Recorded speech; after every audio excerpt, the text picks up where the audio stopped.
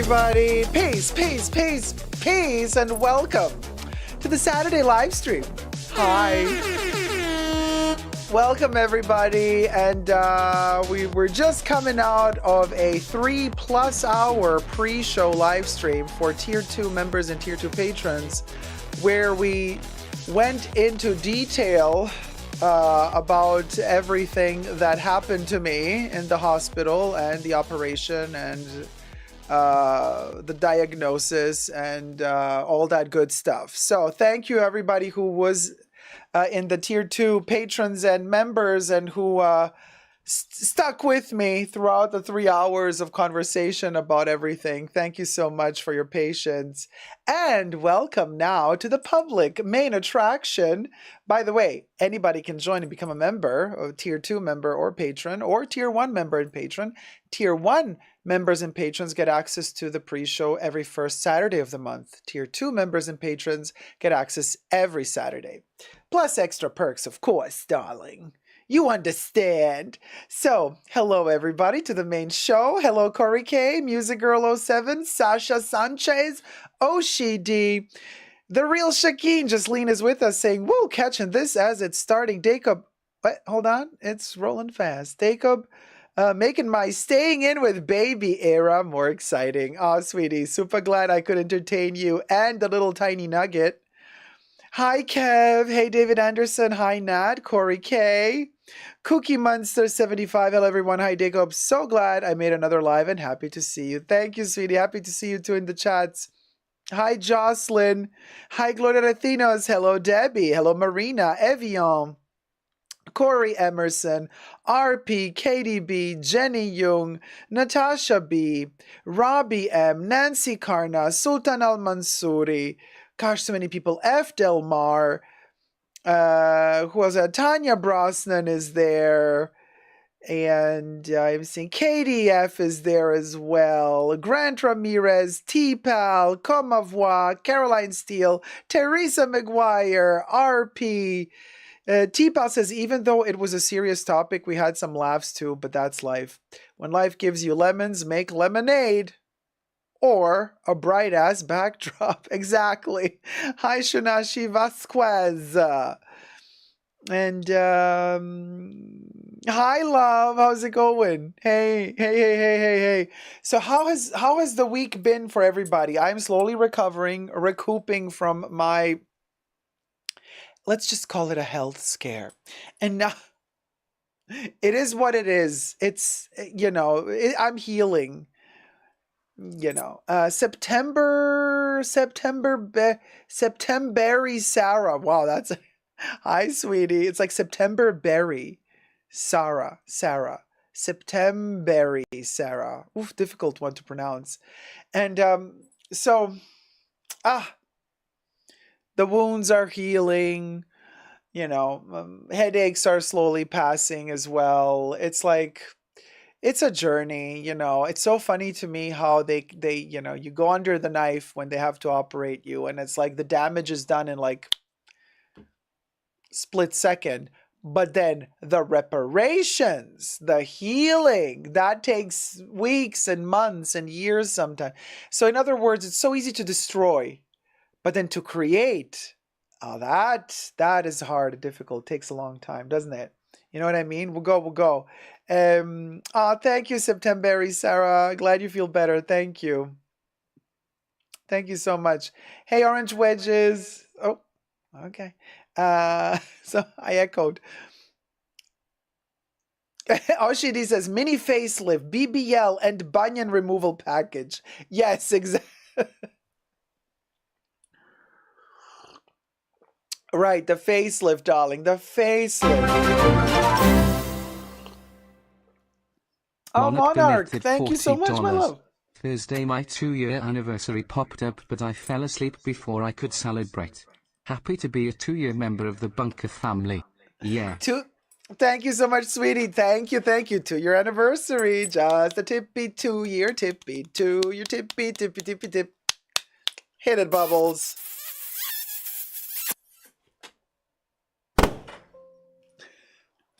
Thank you so much, sweetie. Welcome to the 2-year anniversary. 2-year-sary. After the operation, it's like I'm not craving red meats at all. No meat at all. I'm mostly vegetarian, just like that. Hi, Anderson. How's it going? Anderson Martins. Hey, Bunka and Dacob. Happy Easter. And also, I've noticed like really sugary things. I have issues really with really like sugars, processed sugars. But because it is Easter, and for whoever celebrates or doesn't, happy Easter. But I do have one little bunny here. It has a little tiny bell. Do you hear it? Around its neck. It's a chocolate bunny, okay? So maybe, even though I'm not supposed to be doing the sugar stuff, because then indigestion and we'll go. But it's hollow on the inside. It's just how external is chocolate. So we might sacrifice the bunny later and eat it. Oh, good. Debbie has Kinder chocolate. There you go. I love that for you, Debbie, says, what's the name? Bubbles. Corey Case has had 7 surgeries in less than 1 year, 10 years ago. Still not totally recovered. Stay the course and feel better. Wow, Corey K. Heal. Sending you healing vibes. Sugar does unalive, OCD. Yes, you best believe. Yeah. Everything I say in this live stream is for entertainment purposes only, not rooted in truths or facts. Everything's alleged. Just my opinion. We'll go. Okay. And I'm not a doctor. I can't give you any health tips. I can just share with you my personal challenges that I'm going through as a surgery survivor. Mm. Yeah, Shinashi, just a little bit. It won't hurt. I just blocked somebody on Instagram the other day. I don't usually block people. I do other stuff. I unfollow. I make them unfollow me. But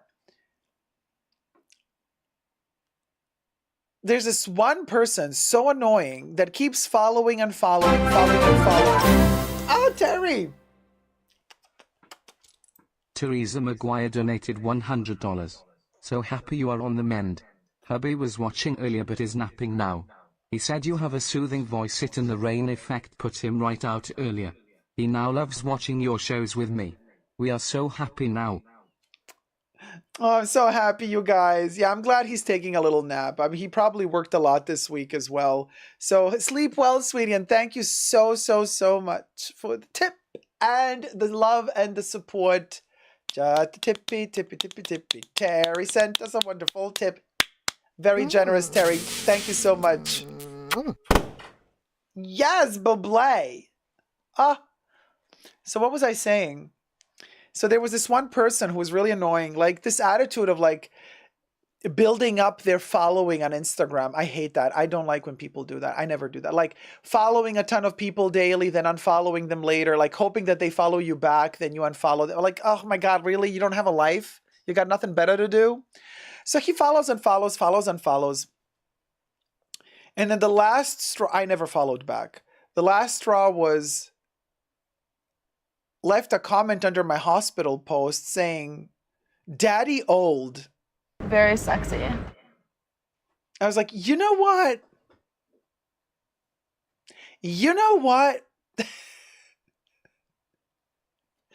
And you don't want to know how he looks like. Okay, we're not even going to talk about that. So I'm just like, no, we're not gonna do this. We're not gonna block. Hey, Zara, happy to be back in the bunker with y'all. Thank you, sweetie. Woo, woo, woo, woo, woo, woo. Thumb up the live stream. Let's get to like 5,000 likes. Wouldn't that be amazing? Teresa says, yes, he has worked hard this week. Yeah. Good that he can sleep and rest a little bit. Linda Nolasco says, hi, Dacob. Love your black jacket vest. Is it Chanel? Thank you so much, sweetie. No, it's not Chanel. Butter. And I have a t-shirt underneath, and then I have the vest. No, it's not Chanel. Let's just leave it at that. Let's just leave it at that. This is like, you know what I'm saying? Right, Pharrell? You know what I'm saying? You know what I'm saying? What are we looking at here? Hold on. Dacob, I'm so happy to see you here again. Says Danitza. I hope you're feeling a lot better. Thank you so much, sweetie. I am feeling better. Hey, Louie. How's it going? Hey, Joy Love C. Good morning to you too, sweetie. Hey, Kev. Yeah, it's a bib, right? No, it's like this. I really, you guys, I mean, you can't really sugarcoat post-surgery. Let's just be very clear about this. I'm still in pain. I still have issues walking. I still have issues laying down, turning around, the scars, the wounds, the stitching, something is always pulling and tugging, and you always have to readjust, and you always have to be extra cautious. You have to like be careful that you don't hurt the wounds. So when you're walking, you always keep peripheral vision that nobody comes too near to you. You don't want to get hit or hurt. And that also sucks up your energy because you're constantly alert. You're constantly, you're using up extra energy to protect yourself, right? And that requires a lot of time, and it makes you tired, So like I sleep more. Like literally wherever you put me down, like to sit down or lay down, I'll sleep. Like I could just like lean back on the Karen chair and just sleep, like literally. The poverty, right? But yeah, it just makes me sleepy, but it's getting better, Uh, Piano Man here. Hey, sweetie. Super Dacob, whatever you're going through, I hope you feel better. Thank you. Thank you. I am. I'm getting better. It's slowly, it's a process, right? No, I'm not. No, Robbie. I'm not using a cane for support. Not yet. So, but Deb Shop says any surgery in the belly area takes time to heal. I cannot believe you traveled so soon, so be careful. No, no, no. Not yet. But I have to travel, so wish me luck. I can't really lift heavy stuff either, so it's all a little bit, we'll see. We'll figure something out. Shinashi says you have to, oh, and on top of all of that, between the pre-show and the main show, one of my spotlights exploded. Yeah, I lost the spotlight. So now I improvise with whatever I have. But one of the spotlights just was like, nah, you know what? No, I'm done. I'm done. I don't want to work anymore. One of the lights for the and that's it. Zzz, it drifted away, exploded. Well, yeah, Debbie, it actually did. It sounded like a short circuit with the adapter. It just went like smoke, and it was gone. And I'm like, okay, we dodged another bullet. We dodged another bullet. I know, Natasha, right? You cannot be comfortable. You're always on alert, especially because people can't see it. Yeah. And then they think like, why are you behaving so weirdly? And you're like, I'm just surviving here, okay? I'm not being weird. I'm just surviving. Tipa says, true, setbacks are awful. Even if you think you can lift, bend, etc. Don't do it. Yeah, I know what you're saying. Kate says, hello. Hi, Kate Moore. Hi, Dacob. I'm so glad you're back. Get well soon. Thank you. Thank you so much. Jessie J says, sorry I'm late. Hey, Jessie. That's weird, says Terry. I know. And a little bit scary because I was like, oof, when there's electricity involved, I'm like, Evian says, my dear, I feel you. I will have my second surgery on Tuesday, the second one in 3 months. Disc hernia. Oh, my God. Hope you recover quickly. Oh, sweet. I hope you recover too quickly. And the second surgery in 3 months. Yeah, that's tough. I hope you recover really quickly from it. Gladys Rivera says, good to be back to the almost norm, right? In with the Bunka family, praying for your speedy recovery, Dacob. Thank you, Gladys. Very kind. Joy Love C. Corinne, your body is sending you a message that you're overworked. Sleep more. Yes, I agree with you, Joy Love. La Jota says, you look skinny. I love how the whole gay conversation reduces to just like, you look good, so what's the problem, bitch? Well, I lost some weight, from eating less and being in the hospital, not eating anything in the hospital. Of course you lose weight. Piano Man here. Thank you. Super Dacob, you're not too long post OP operation or post surgery, and you look fabulous. Thank you. It's makeup and lighting, you guys. My hubby has a large umbilical hernia. He needs to have surgery on. Oh man, Terry. Good luck with that. Yeah. May he heal soon as well. Deb Shop says, hell, is Mercury in retrograde? It's a lot of challenges. But you know what they say, what doesn't kill you only makes you stronger. Yeah, I think we have to amend that saying and add what doesn't kill you makes you stronger, but also more tired. I would add, yes, it makes you stronger, but kind of more tired, or you tire more quickly. Evian says, but you look amazing, honestly. Thank you, guys. Skinny legend. You guys. Stunning necklace. Looks fabulous against the black jacket. Thank you so much. Yeah. Been looking for a necklace like this for a long, long time. Justine says, hope you recover soon. There's a highly acclaimed hospital called Sholdis in Toronto that specializes in hernias. People fly here from other parts of the world. Ooh, that is interesting, Jasleen. Well, that's really good information. Thank you for sharing that. Louis says, I'm gaining the weight you're losing. Drama makes me eat more. Oh my gosh. Mercury retrograde, you guys. What's going to happen with the eclipse then? Cha. Because the eclipse is coming. I keep like freezing up, you guys. So I don't know. Anyway, it's kind of irritating me because now I'm like paranoid that something's going to happen. So Mercury retrograde is nothing. What's going to happen during the eclipse? Maybe all of this craziness at the moment is happening because it's almost eclipse time. Can that be? Yeah, Debbie. It's round about April 8th, the total eclipse of the sun in some parts of America. Well, it kind of cuts, it goes like through certain states, it's like full eclipse, and in other states it's partial. Oh, you lost 24 pounds? Terry, congrats. I hope like for good reasons, not for bad reasons. You know what I mean? F. Del Mar says it's going to be too dark in my hometown, but it's only 4 minutes, right? Or 8 minutes only. 4 minutes, I think.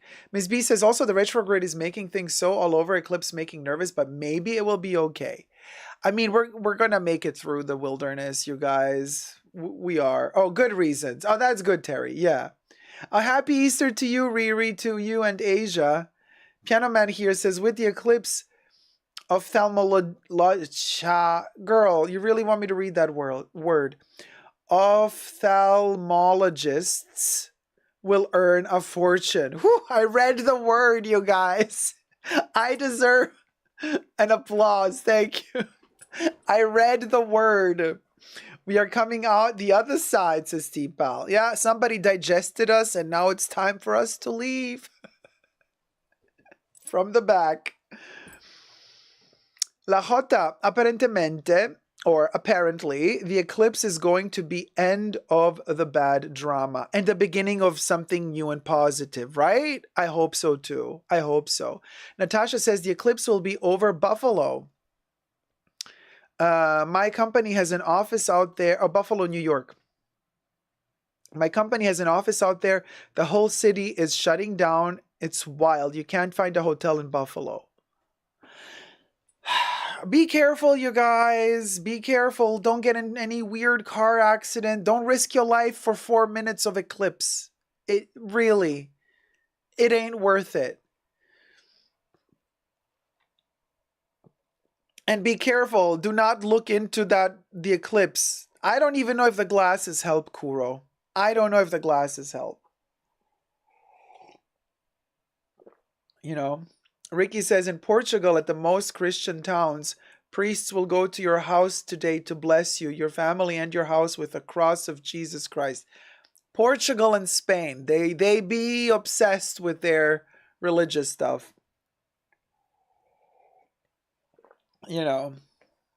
But hey, to each their own, right? Debbie says, I'm going to be in bed for the eclipse. T-Pal says, it's Love's birthday today. Happy birthday, mi amor, if you're watching. Oh, who's Love's?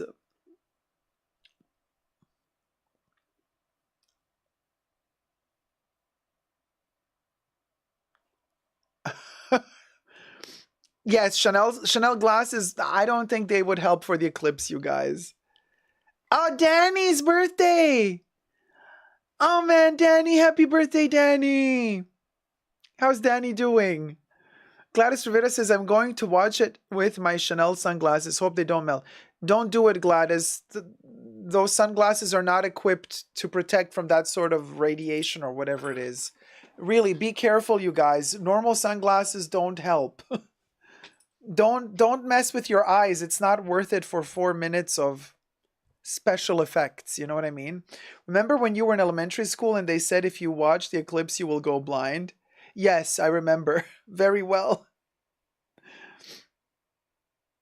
Corey says, every time someone says total eclipse of the sun, I think of Little Shop of Horrors. I think of Klaus Nomi whenever somebody says Total Eclipse because his song went Total Eclipse of the Heart. And I always think of Total Eclipse of the Heart. And I think of the Klaus Nomi song. Natasha says we need special glasses just to watch it on TV. And well, maybe not so far, but yeah. Oh, Debbie's thinking about Stephen King, huh? Bonnie Tyler, it's a heartache. I love her voice, raspy voice. Nothing but a heartache.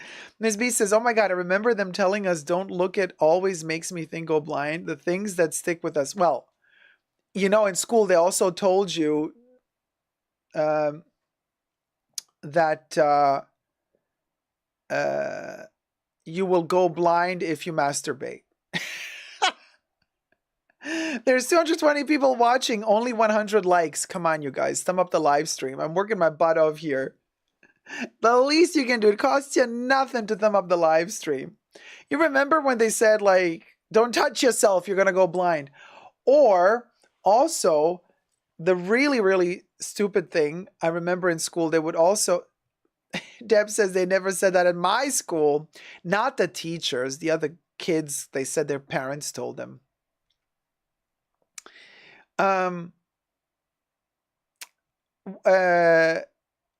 Another thing they said, the kids, there was always this weird trolling going on. Like, you know, when you're like kids and you make fun of each other and there's always, you know, kids can be mean, but there's like different degrees and levels of how mean kids can be. And then there's like, you know, when a kid looks at another kid and they go, yeah, yeah, yeah, yeah, you know, shit like that. Like making like a grimace type of whatever facial feature while you're making fun of somebody. So they said, be careful, don't do that, don't make fun of other people, because if while you're doing this, while you're doing it, somebody hits you on the back, you will freeze in that position. Your face is going to be so deformed and ugly for the rest of your life. That was also something they said in school. I mean, the weirdest shit. Like, it's a miracle we're like somehow still sane with all the weird stuff they used to tell us. Natasha says, I remember the nuns would not let you be a lefty because they thought it meant you had evil in you. Yes, I remember that as well. Debbie says, yes, Dad said that one, right? Hey, Patricia Casey, how's it going, sweetie? Exactly, Miss B. Your face will freeze like that, LOL. Yeah, Kimberly says, don't make that face. It will get stuck like that. Exactly. So I'm not the only one. You guys went through that as well. How come this is a universal thing? I ask myself, how did such weird intel spread throughout the world? So many different languages and cultures, and yet everybody knows this. Everybody knows this, like, don't make the faces, your face will freeze that way. Oh, Patricia, I'm feeling better slowly, you know? Every day is a little step, evolution, right? Cookie Monster says, I was told if I cross my eyes, it will stay that way forever. I was told that too. I was told that too, you guys. Gladys, am I sitting in a comfy chair? Yeah, I got like a lot of pillows, so I'm balancing. You guys, Happy Life says, yes, I was told that too. Oh my God, parents go to the same school. Right, Gloria? Oh, Debbie, you think it all came from an old movie? I think it's even older than movies. Hey, Zaid, guys, how's it going? Hi, Dacob, just got here. Have a headache, but hopefully it'll go away with your live stream. Oh man, I hope you feel better soon. T-Pal says, it was on the back of cereal boxes and milk carton. Really? The thing like where they tell you not to make faces, otherwise your face is going to freeze? Tcha. Natasha says, swallow a watermelon seed. You will grow a watermelon in your stomach. Hi, Corbin. Hi, sisters. Well, I never heard the watermelon thing, but I'm not going to lie. I do have sometimes these thoughts, right? Like, I think to myself, if I'm eating a grape, I'm like, I can't swallow the grape seeds. What if my stomach acids are not strong enough to destroy the seed? And then it starts growing. I'm paranoid at this point. Like, at this point, whatever. Jesus, take the wheel, as they say. Seriously, Jesus, take the wheel.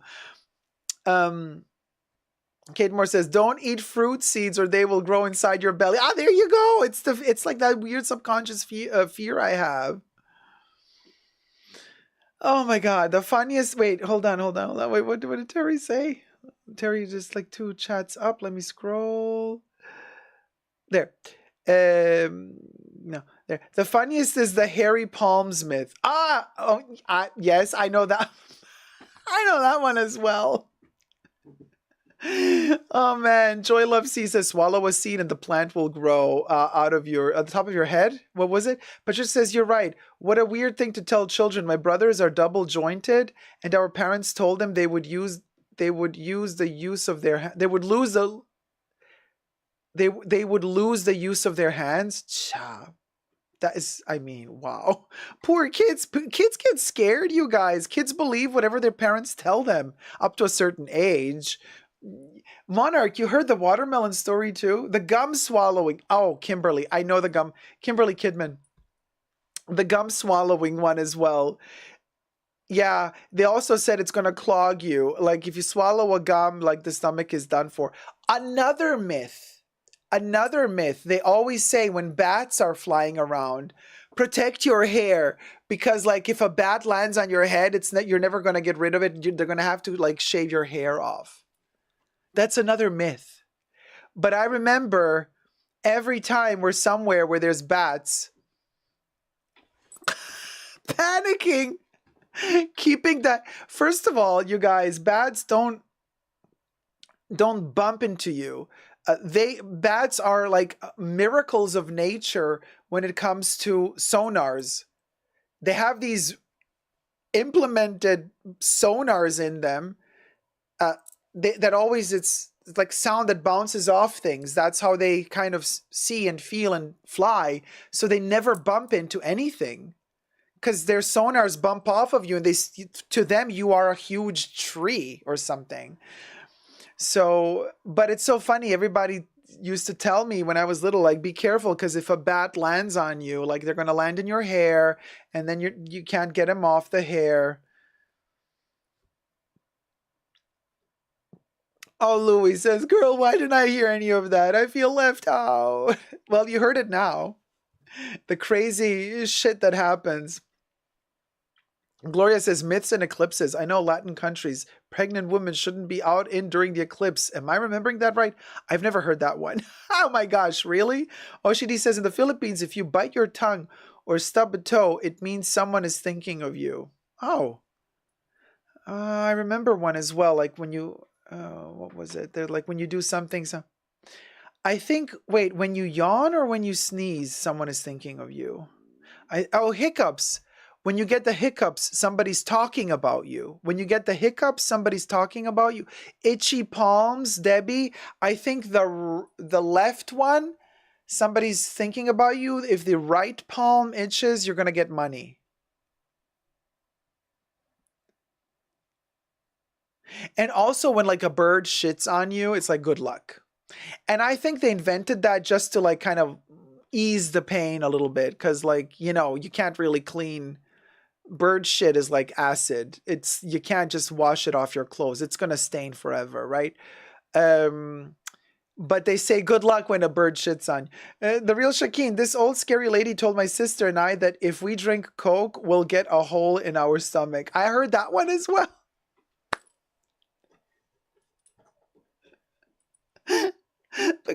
Yes, I've heard that one as well.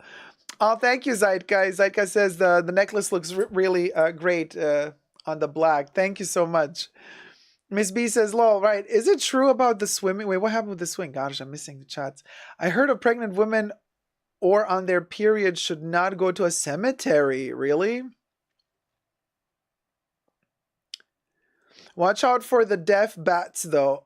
Corbin, no. This says, or maybe you need hand cream if you have itchy palms. Oh boy, your sarcasm is shining through today. Evian says, no, the left hand is someone is giving you money. The right, you will give money instead. Oh, interesting. McDonald's Coke doesn't do that. This is OCD. McDonald's Coke doesn't do anything except give you indigestion, unfortunately. My grandfather would, me at least, don't whistle at night, it will bring bad luck. Patricia says, and rain is good luck when it rains on a wedding. Yes.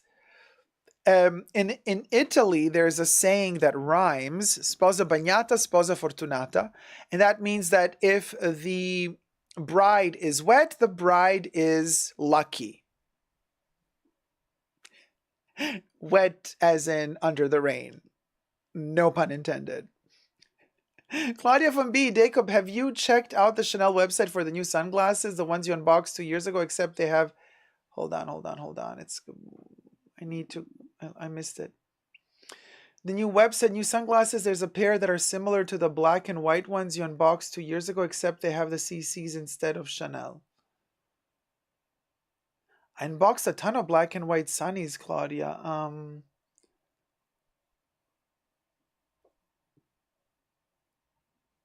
Oh! You mean the thin ones with the CC on the lens? The CCs are on the lenses. They have a spelled Chanel on the side instead of the double C. Oshidi says, I heard if you buy a blanket at Hermes, you might get a Birkin suit.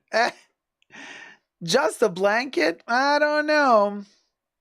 What about eye twitching? Anyone know? I heard if the left eye twitches, something bad is going to happen that day. Really, Ghislaine? No, I never heard that one.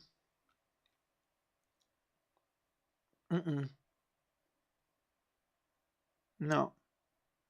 Women had to endure so much in the past just because men were scared of menstruation, says Zeitgeist. I think a lot of men are still scared of it. Patricia says, I'm glad we're all grown up now. So much to worry about as a kid. Weren't we supposed to enjoy our childhood while we were children? I know, Patricia. And then they scared us about everything. And then when you grow up, you get all these new fears, like paying mortgages, cars, insurances, paying taxes, meeting all the bill requirements, being on time, schedules, meetings, appointments, going to work, having kids, taking care of the kids, bringing them to school, waking everybody. Oh my God. It gets worse and worse and worse. That's why they always say, as long as you're a kid, enjoy the time, the carefree time of being a kid. Despite all the weird stuff that you hear as a kid, like don't do this, don't do that. But still, enjoy the time. Enjoy your youth, you guys. Yeah. Really, Evian, the eye thing is a thing. If you get a pimple close to your eye, it means you have been looking at something you shouldn't have. Really? Are you trying to say sty eye because you went somewhere you shouldn't have gone? Angie Unboxing says, eye twitching in Chinese superstition, it depends on what time of the day and what day and which eye. Oh boy, okay, that sounds complicated. What about if a lip twitches? If the lip muscle twitches?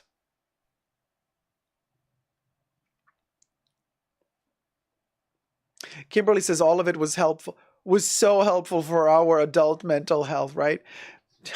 Terry says some religions are still that way. Orthodox Jews don't touch and sleep separate when women menstruate. Wow.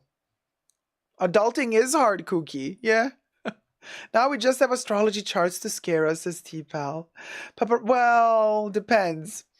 Paparazzi Team Bryce, Dacob, do you like Diptyque scents? Not particularly. They're okay, but I'm not craving them. Debbie says, that's how they parented. Then, it was just come in at dark. Oh, like come home, yeah, stay out with your friends, but come back home when the sun goes down. The sty eye means you were Elvis in your past life. Oh, Tifa says, if the lip muscle twitches, then it's time for Botox. Why, T-Pal? For a refill, you mean? But what if you never had Botox? Angie Unboxing says, my son says he doesn't want to grow up. He wants to stay a baby for as long as possible. He knows how good it is to stay as a kid. Good for him. That's clever. If the lip twitches, then you are Elvis, says Tori. Oh my God. Heartbreak Hotel Inc. How's it going? Hey, sweetie.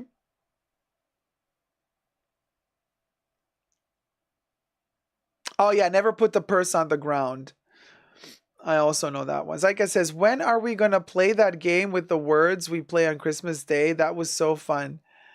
Oh, that's during like special live streams. Yeah, we play the video games. Adulting, that cracks me up. They didn't give us a word for it. After college, my folks basically said, get, yeet, and figure it out. The tough love. Miss B says, Natasha B, someone just said it to me recently too. Wow. But honestly, in medical terms, the eye twitching can be caused by too much exposure to light. Okay, but what about the lip? Nat says, it means those lips did some job. Ivan says, or keys on a table, bad luck. And also they say don't spill salt on the table. If you spill salt on the table, that also brings bad luck. And never, whatever you do, don't you ever turn the bread upside down. Ever on the table or when you're cutting it. Don't ever turn a loaf of bread upside down.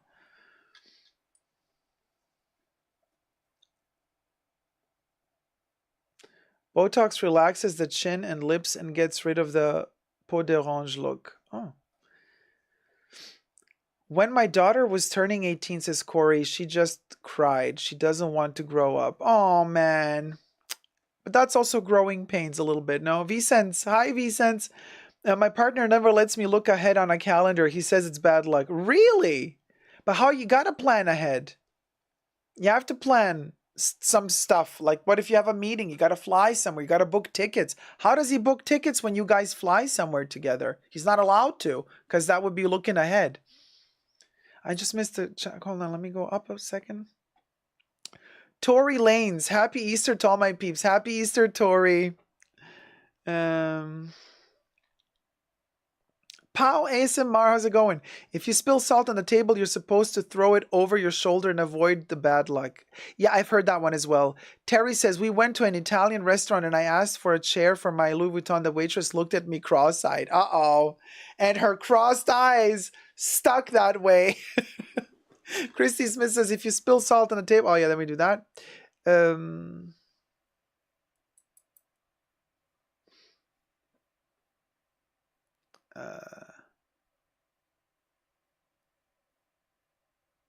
I don't know. All of these are so funny to hear. I didn't grow up with any of these except the salt. Throw it over my shoulder. Corey says, Gucci is boring and the price are way too high, says special Sasha. Thank you for letting us know. Sorry, I got a little...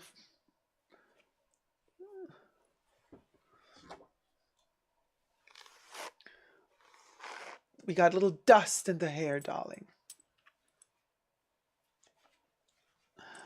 Little particle of dust. Sty-eye was that you denied a pregnant woman a treat. Really, Gladys, but what if a pregnant woman gets a sty-eye? Christy Smith says, so she denied herself a treat. Hold on, I missed that one. Let me go up again. Christy Smith says, if you make a funny face and someone slaps you on the back, then your face will stay that way. Yeah, it's Christy. That's what we were talking about like 5 minutes ago. That's exactly what we were saying. Kimberly says, broken mirror is 7 years bad luck. Yep. Heard that. And never walk under a ladder. They also say brings bad luck to walk under a ladder. I can't wait until we talk about hair. What shampoo do you use, Tori said? I use Head and Shoulders. And then after that, I sometimes use El Vital, the purple one with the hyaluronic acid. And sometimes I don't do the shampoo of that after Head and Shoulders, but instead I just do the conditioner instead of the shampoo. Like I do Head and Shoulders, 2 washes, and then I do 3rd wash El Vital shampoo, the purple one. If not, then 2 washes Head and Shoulders, and then I do conditioner El Vital. Not a fan of Kerastase. Never look into a mirror in the dark. That was a big one I grew up with. Really? Ah! T-Pal gifted 5 Super Dacob memberships. Thank you, T-Pal, my love. V-Sense was gifted a membership by T-Pal. Claudia from B was gifted a membership by T-Pal. Gladys was gifted a membership by T-Pal. Paparazzi Team Bryce was gifted a membership by T-Pal. Danitza L was gifted a membership by T-Pal. Thank you so much, T-Pal, and welcome to all the new members, Tier 1 members. Don't forget that next Saturday is the first Saturday of the month of April, which means that the pre-show, live stream pre-show that happens before the main show on every Saturday, the first Saturday of the month, the pre-show is open to all tiers. Tier 1 members, Tier 2 members, Tier 1 patrons, Tier 2 patrons. All the other Saturdays are exclusive to Tier 2 patrons and members. Just keep that in mind, you guys. So for whoever got the membership this week, next Saturday, you get 2 live streams instead of just 1. Welcome to all the new members, and thank you so much, T-Pal. Gladys says, thank you, T-Pal. Nancy says, I was told that going deaf and ringing in one ear temporarily means someone is gossiping about you. Yes, when you hear a ring in your ear, somebody's gossiping about. I heard that one as well. I did. Hi, Lizem. Hi, Dacob. Hope you're feeling better. Thank you, sweetie. Slowly getting there. I love the Bunker family, says Evian. We get to talk about everything. It's so educational. So many cultures are united here. Thank you, Dacob. Thank you guys for being with me. It's a lot of fun. And then we realize how, despite all the different cultures and countries, we have way more similarities than differences, which is a beautiful thing when you realize that. Corey says, I must be pretty important. My earrings all the time. Or you got tinnitus. In that case, you gotta see a doctor. Come for the fashion, stay for the hard science. Right, David? Hi, David. Yeah. Joy Love C says, when you're walking alone in a deserted place at night and smell fragrance, don't turn around. Oh, that's a good one. But that just creeped me out, actually. That's very scary. That's like the beginning of a horror movie. Thumb up the live stream, you guys. Thank you, Gloria. Christy Smith, if your nose is itching, someone is talking about you. And if you tug at your ear, then they will fall down. Oh, so while your nose is itching, tug at your ear, and whoever's gossiping about you is going to fall down. I love that one. I have to remember that one next time my nose is itching.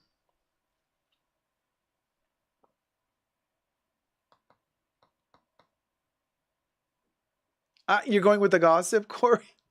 D, I joined the second tier of Patreon but didn't get a notification about your pre-show. Could it be that I have to wait until the beginning of the month? I'm not so sure. No, I think if you paid, from the moment your payment is processed, you get access to the pre-shows. But also, I mean, if you are then following me on Patreon, I always post. I make a post right before the pre-show begins with the link. So you get notified that there's a new post on Patreon, and then when you click on that post, you're going to see the link to the pre-show. So it's Patreon that notifies you that I'm about to go live. You know what I mean? Yeah. The smell of candles burning means a spirit is visiting you. Really? Interesting. Nose itch means you will get into a fight. Oh, nose itch is... I'm going to get into... I think I'm a member until April 12th, says Corey. So, what? That's like 2 weeks more to go? If my math, which is terrible, is serving me correctly. Cookie says, I saw a video about 2 women who did the Bloody Mary in front of a mirror. A picture shows a third face, but there was no one else there. Ooh, scary. It's like Beetlejuice, right? Well, Beetlejuice came from Bloody Mary, I think. Carol says, nose itch means you'll kiss a fool. Well, I don't mind kissing a fool if the fool is nice. Patricia says, oh, okay, I'll do that. Thank you, great. Hey, Frozen Luxury, how's it going? I heard whenever someone buys a Neverfull, Mark gets a new pair of ballet slippolets from Balenciaga. Debbie says, if you join Discord, you will always know too. That's true, because there we also notify always. Saika says, so this is not superstition, but a fact. If all of a sudden you detect a strong smell of fish in the air, it means that a wire is burning somewhere. Because a wire burning smells like fish? Or a queen walking by just did not shower after her performance. So you smell the fish, honey. If a guy looks at you, it means she wants you, or he wants you. KDB says itchy nose means fight. Then consider me ready to fight this allergy season. Oh my God, Katie, you're gonna turn into Popeye. After you've been using your fists and biceps and triceps all summer long, all spring and summer long. Nose itching means you're gonna kiss a fool. Isn't April Fool's tomorrow and it's Easter? How is that going to work out? Oh my God, T-Pel. So if it's April Fool's is on Monday. It's also Easter Monday. So how's that going to work? Well,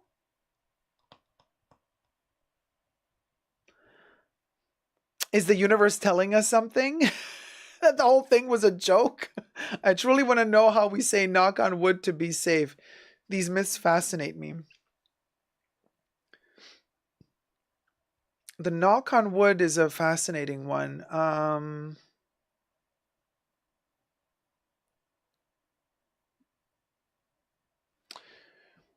sure it's connected to building houses, ancestors, maybe falling wood hurting people, timber, and then you got to stay away from, like, knock on wood that it doesn't hit you, doesn't fall on you. I don't know. I'm trying to think what it could mean. Maybe it has to do with lightning striking a tree, and if you're like under that tree when a lightning strikes, it can kind of fall on you. I don't know. Oh yeah, I heard that one too. Don't open an umbrella inside of your home. It will bring bad luck. But you gotta open the umbrella inside of your home to make it dry. You put it in the bathtub open so it kind of dries nicely. Otherwise, it's gonna get moldy if you keep it always closed and wet. Like, that one makes no sense. Jesus is gonna say April Fools and go back into the cave, says Katie. Lucky Duck says, when I was told was that if you see a crow before it caws, something bad will happen. I was telling a friend of mine that because it happened to us, and that same day my grandfather passed away. Oh, wow.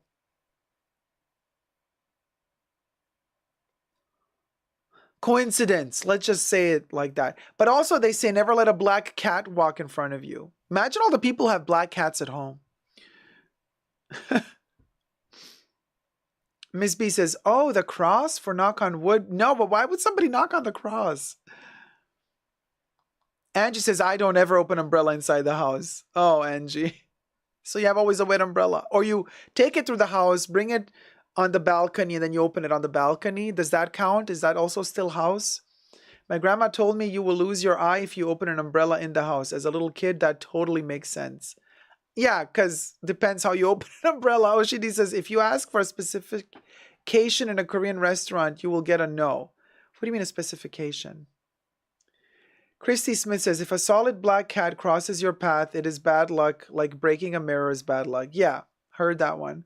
Lightning never strikes twice. I knew a guy struck 2 times. Apparently, once you've been struck by lightning, you're more prone to have it happen again. Crazy. Wow. The crows have eyes, right, Cav? Easter's canceled. They found the body. David Marr. Oh my God. It opened it on a balcony to dry. Oh, okay, you open it on the balcony to air dry. Katie says, my black cat is a biatch and crosses my path to spite me. She also sleeps on my chest every night. I'm here to serve her. Saika says, I feel so bad for black cats. Some people even... I can't say these words, guys. Gotta be careful how you type them. Unalive them because of the strong belief that they have bad luck. Fascinating evening in the banca. You right, Miss B? Angie says, LOL, drilled into me that evil spirits will be brought into the house if you open umbrella inside. Girl. Chrissy says, it is bad luck to harm a grasshopper in your home. Or a cricket? Cricket or grasshopper? Liz M says, I don't know if this was said before, but I've heard that if the palm of your hand itches, you'll receive money. Yes, we said that, and I thought it was the right one, but then somebody said, no, it's the left one is you're going to receive money, right one you're going to give money, or vice versa. The winking of your eye comes from Norse mythology. It's to give the knowledge of Odin. Huh.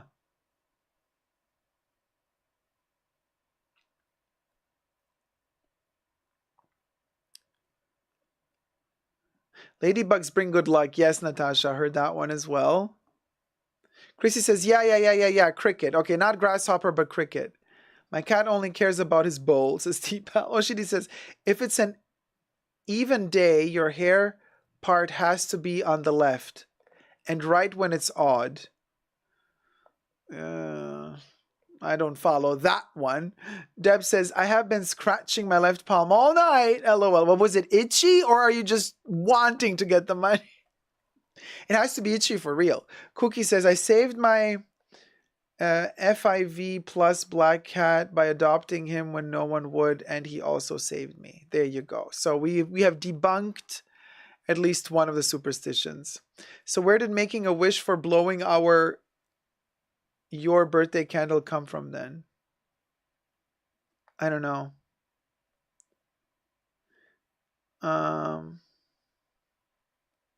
Katie says, my cowlicks don't allow for the flipping of my part. Who changes the part in their hair? I don't know, David. Well, sometimes you should, they say, because then the hair looks fuller. Because when you always wear it like this and then you do the partition on the other side, because all this hair is always used to being flat like this. But when you do the partition here and you know, then it's going to stand a little bit higher up for a minute only. Because when it's very long, like my hair is also heavy, so it pulls on itself. Debbie's like, Germany. It seems most things come from there. Alas.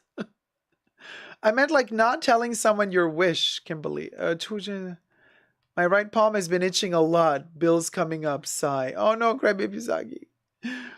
Now we will all be looking this stuff up until Wednesday. Yeah, Corey. Yes. It's the homework. It's the homework for Wednesday.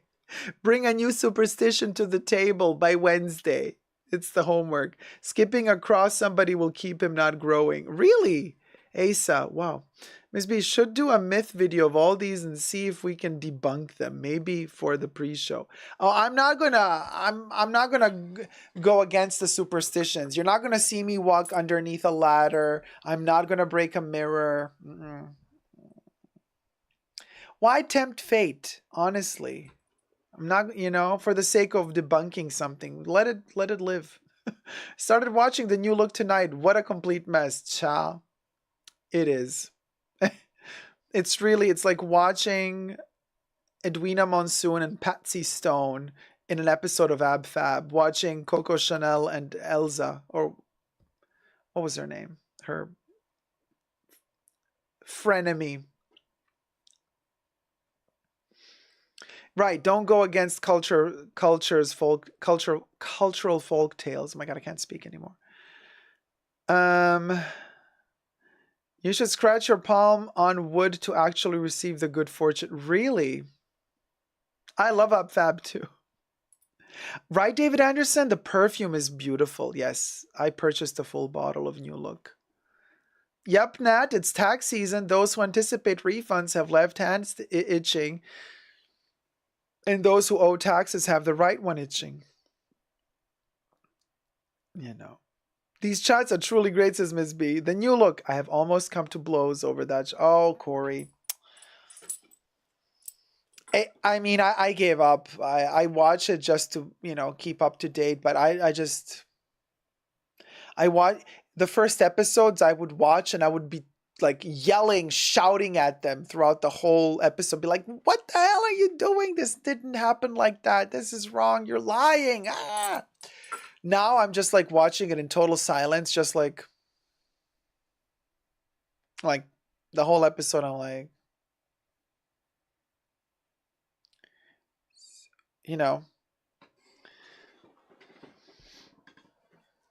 But anyway. Exactly, Patricia. Easy way to do tax estimates. Which palm is itching? Ricky says, I had a lovely Versace pouch, which my parrot chewed up some days ago. It looks like Balenciaga now. Well, there you go. Transformation. The metamorphosis, darling. The cockroach, as Kafka would say. Did y'all know that almost all the days of the week come from Germanic gods? For example, Thursday means day of Thor. So Thor, why does Thor get Thursday? What's up with that? Why, wouldn't a god like Thor, who's so powerful, wouldn't he get a Monday when you got to start working and he has all the energy to work? Like, wouldn't he get Monday? You would think he would get Monday. No? Norse gods, not Germanic gods, says Corey. Oshidi says Thursday. Thursday means it's almost the weekend. That's why it's powerful. That makes sense, Katie. Oh, XOXO Love Star, thank you. 250 watching, only 150 likes. Hit the like button to show Dacob some love. Thank you, guys. Thumb up the live stream. Will ya? Listen, Linda. Thumb up the live stream. Happy hour on Thursday, right, Nat? Norse gods belong to the Germanic family. We're having a proprietary battle here of the gods, literally. Germany wants to take ownership, but Sweden also wants to take ownership of the gods. Battle it out, ladies. Battle it out. Katie B says Norse, Germanic, Greek goddesses. Never a dull moment on the live stream. Right, JT? I wish we could watch the new look together so we can discuss it. I would love to sit next to Dacob during the show. But Trisha, you would be so upset with me. Well, now I gave up and I just watch in silence. But the first few episodes, you would have been upset because you wouldn't hear anything they were saying. Because I would just be yelling frantically the whole time. About like, why did they do this? Why is she acting so badly? Why is the writing so wrong? And so on. Anyway.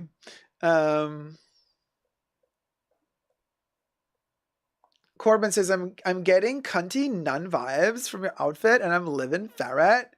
Yes, I am that nun. You best believe. It's Easter and I'm serving nun realness. I even have the white collar, a little bit, you know. We're like priest and nun, you know. We'll go. I know V-Sense. They made Coco look completely bonkers. Like Idina Monsoon from Ab Fab. Like she's acting like Jennifer Saunders as Idina Monsoon. It's that hilarious. I am T-Bell. Total recovery. She has a terrible accent, but how accurate is Dior's story? Only Dior knows, but he's no longer with us. You know what I mean? Hello, Quins. Just got... Wait, hold on. Got to scroll up. Missed it. Got to scroll up. There. Carrie Fernandez. Hello, Quins. Just got home from seeing Bianca Del Rio. We had a guest who was there through Make-A-Wish. She has cancer and has like a month left. Oh, man. Bianca was vile to her. I loved it. Did she love it, though? If she only has a month to live and Bianca Del Rio was vile to her. I mean, I get it. It's a roast. You see, that's something... that's something about American culture that I'm... The roasting. It's like be mean and evil, but do it with a funny twist so you can get away with it. I never found roasts really funny. I mean, there are moments when you can like crack a joke towards a friend or something and it kind of works, but like preparing an entire evening where all the guests are lined up to go to the podium and like talk shit about you and laugh about it. This is also something that has seeped into all the award ceremony seasons. Have you noticed?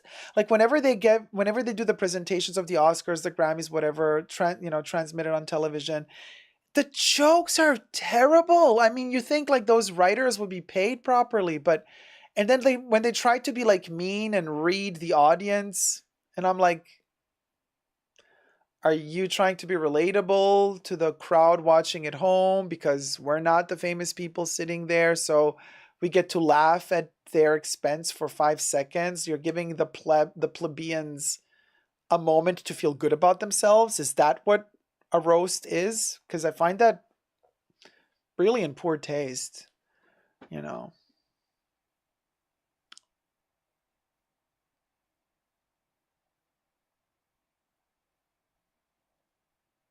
You know, I don't know. But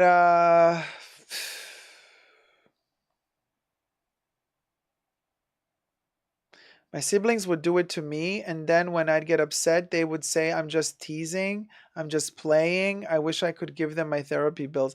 Well, that's the thing. I mean, okay, one thing is, of course, like, okay, how much do we, like, as kids, when it happens to you, it's a whole different story. But as a grown up, it's also, didn't Johnny Carson start that crap? What a prick. I don't know, T-Pal, who started it, but it's really kind of annoying. Mm. Yeah, Kooky, it's a way of throwing shade, but when disguised as comedy. Like, I mean so well. I'm like, well, you came up with this mean thing about me, so obviously this part of my character bothers you about me. So you're kind of finally, after years of knowing me, you never told me what bothered you about me. So now you're using this roast evening as an opportunity to shit all over me, but say, but it was all meant in good spirit, in good spirit. I'm like, why didn't you tell me this years ago? Why do I have to wait for this roast evening to hear the shit about me? Why didn't you ever have the strength to come to me and tell me to my face? You know what I mean?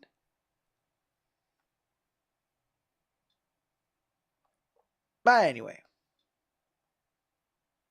Bianca's bits are scripted in her show, still funny, but she didn't laugh at an actual dying person. No, okay, well,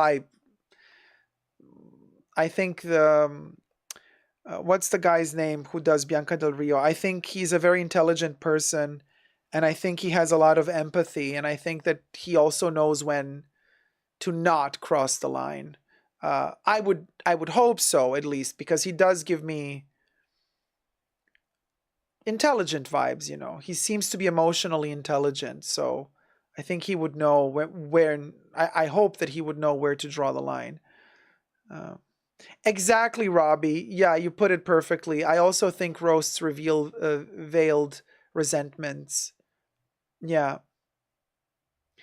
Tipa says, in my culture, if you dig at someone and don't say just kidding, seconds later you are going to get jumped and thrown down on the gravel. Ha!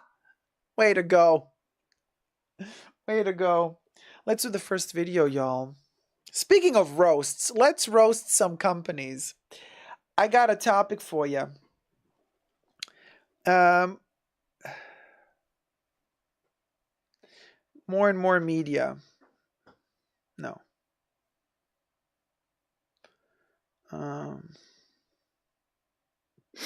The warning to luxury brands. Okay, let's do that one. Let's do the warning to luxury brands. The warning.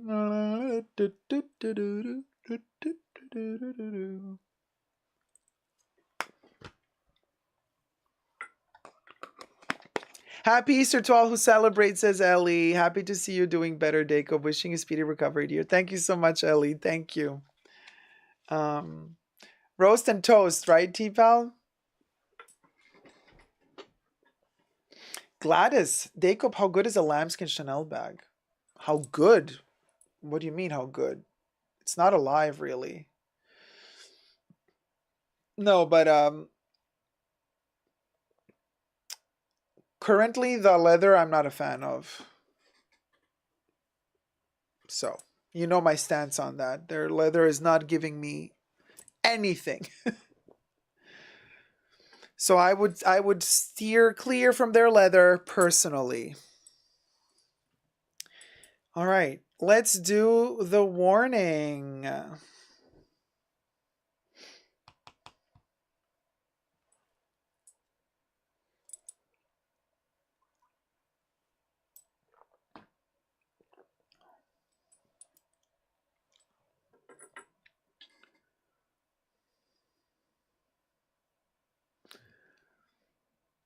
This is a warning to all luxury brands. Ya did it. You did it. You're losing the customers. More and more luxury customers are losing the craving to shop for luxury. And you, the luxury brands, are trying to make it sound like it's the customer's fault. Of course, the customer doesn't understand the vision of your artistic directors. The customer doesn't understand the beauty and the power of this wonderful design. Looking at you, Chanel Advent Calendar 2021. Or was it 2022? Who knows anymore? Oh, the travesty that was. They never recovered from that, by the way. They never dared issue another Advent calendar after that one flopped. But I have some receipts to share with you in this video. We're going to go through receipts. I'm not just like saying, here, let's do another episode of our ongoing saga about luxury's over, luxury's dead, luxury fashion is done. And we've been doing a lot of videos on a weekly basis on this topic because more and more and more receipts trickle in. Today's receipts are your receipts, my dears. I have compiled a selection of many wonderful comments that you've been leaving under my videos in these past few weeks, videos with topics about the end of luxury, the demise of luxury, many different topics. You can go check them out on my channel. And I've compiled a selection of comments, and there were many, many, many, many more that I could just read to you in this video, because under those videos, we get 300, 500 comments. I mean, it's insane how many comments go on and on and on and keep popping up. And all different people. So all of those comments are visible on my channel. They're all public comments. I'm not inventing them. I'm reading them to you as they are on my channel. And these are luxury clients who are just done because they have lost their craving. What does that mean? Let's find out in this video. First, subscribe to my channel. If you haven't already, push the join button next to the subscription button. Become a member today. Gain access to extra perks. You can also join me on Patreon. Super Dacob, all spelled together there as well. For extra perks, this video is being filmed live in front of a live virtual audience. I live stream several times a week. Come join the live chats. Let's get to the topic at hand. This is underneath a plethora of my videos. So about the end of luxury, one Coco 378 says, this is so sad. Goes to show ya, Chanel doesn't give a damn about its customers. It's greed at its finest. In regards to quality allegedly sinking, but price is constantly going up. And everything I say in this video is for entertainment purposes only, not rooted in truths or facts. Everything's alleged and just my opinion. Lux Purse Lover says, I broke up with Chanel bags years ago. They can charge $20,000 for a classic flap for all I care. It is pure greed, and the designs just bore me now. You are right, their lambskin bags are crap, and yes, I have lambskin bags from other brands, from Dior and Fendi, that don't have a mark on them. But now, nice of him, Bruno Pavlovsky, from the interview that we were talking about in the video under which this comment was left, but nice of Bruno Pavlovsky to educate us on how delicate lambskin is, LOL. For whatever reason, though, their lamb small leather goods have held up well. I wish my husband bought me new bags to unbox weekly. Must be nice though, haha. Madame MM Style Icon says, Chanel is greedy. Can't understand why they are more expensive now than fine jewelry nowadays. And then Lux Purse Lover responded underneath that comment, I totally agree with you, more expensive than fine jewelry and watches, which will way outlast a leather bag. And then Madame MM Style Icon responded, absolutely.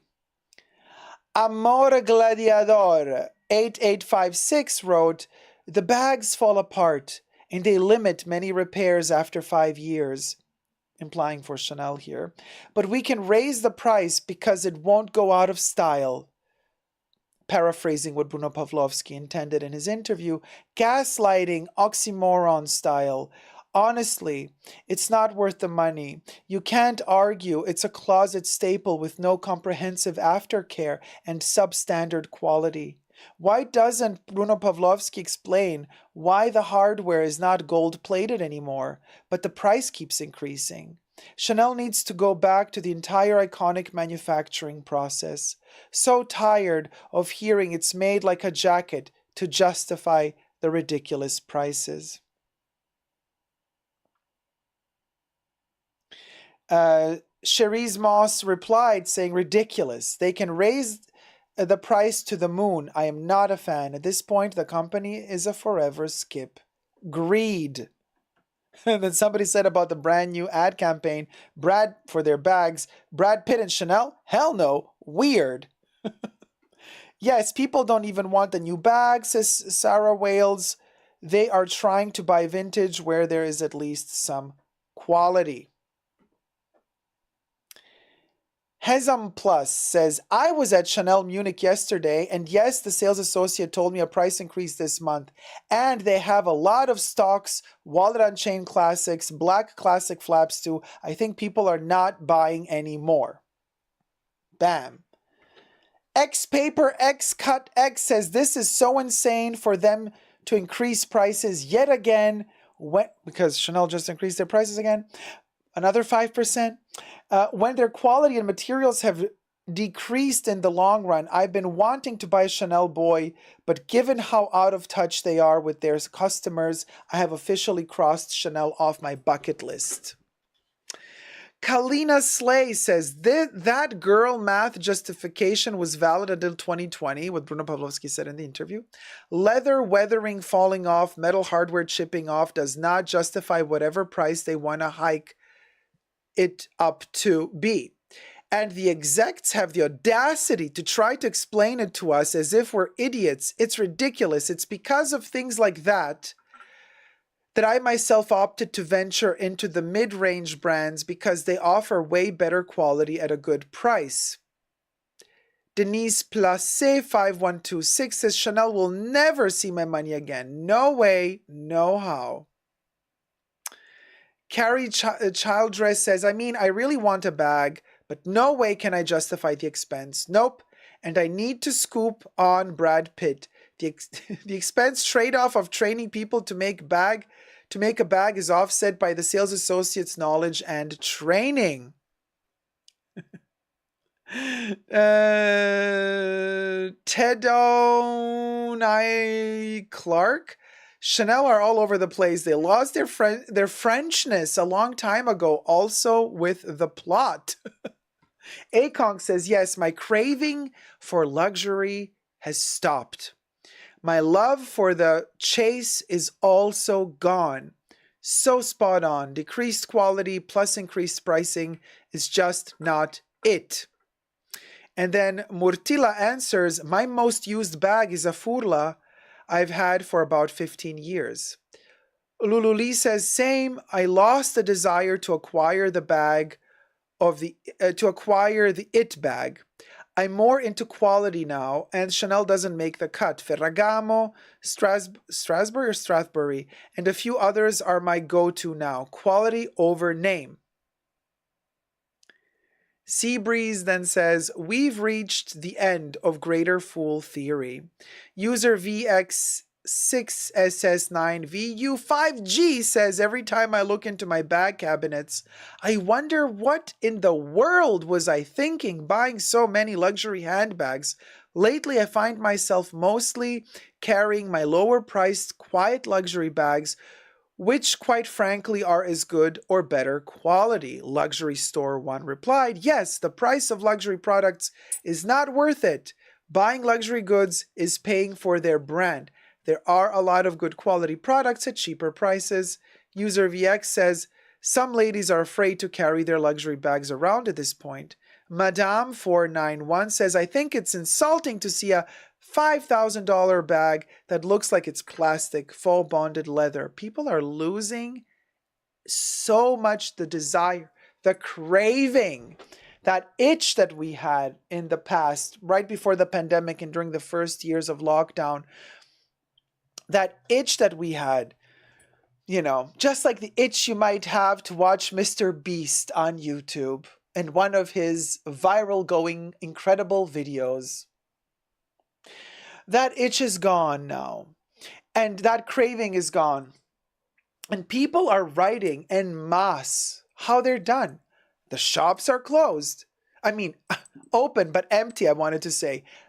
You go to these luxury boutiques and they're empty. And I mean, we love these brands for so many different reasons. Everybody has maybe their own reasons. But then you go to a place and then you're like, oh, wait, hold on a minute. Just a year or two ago,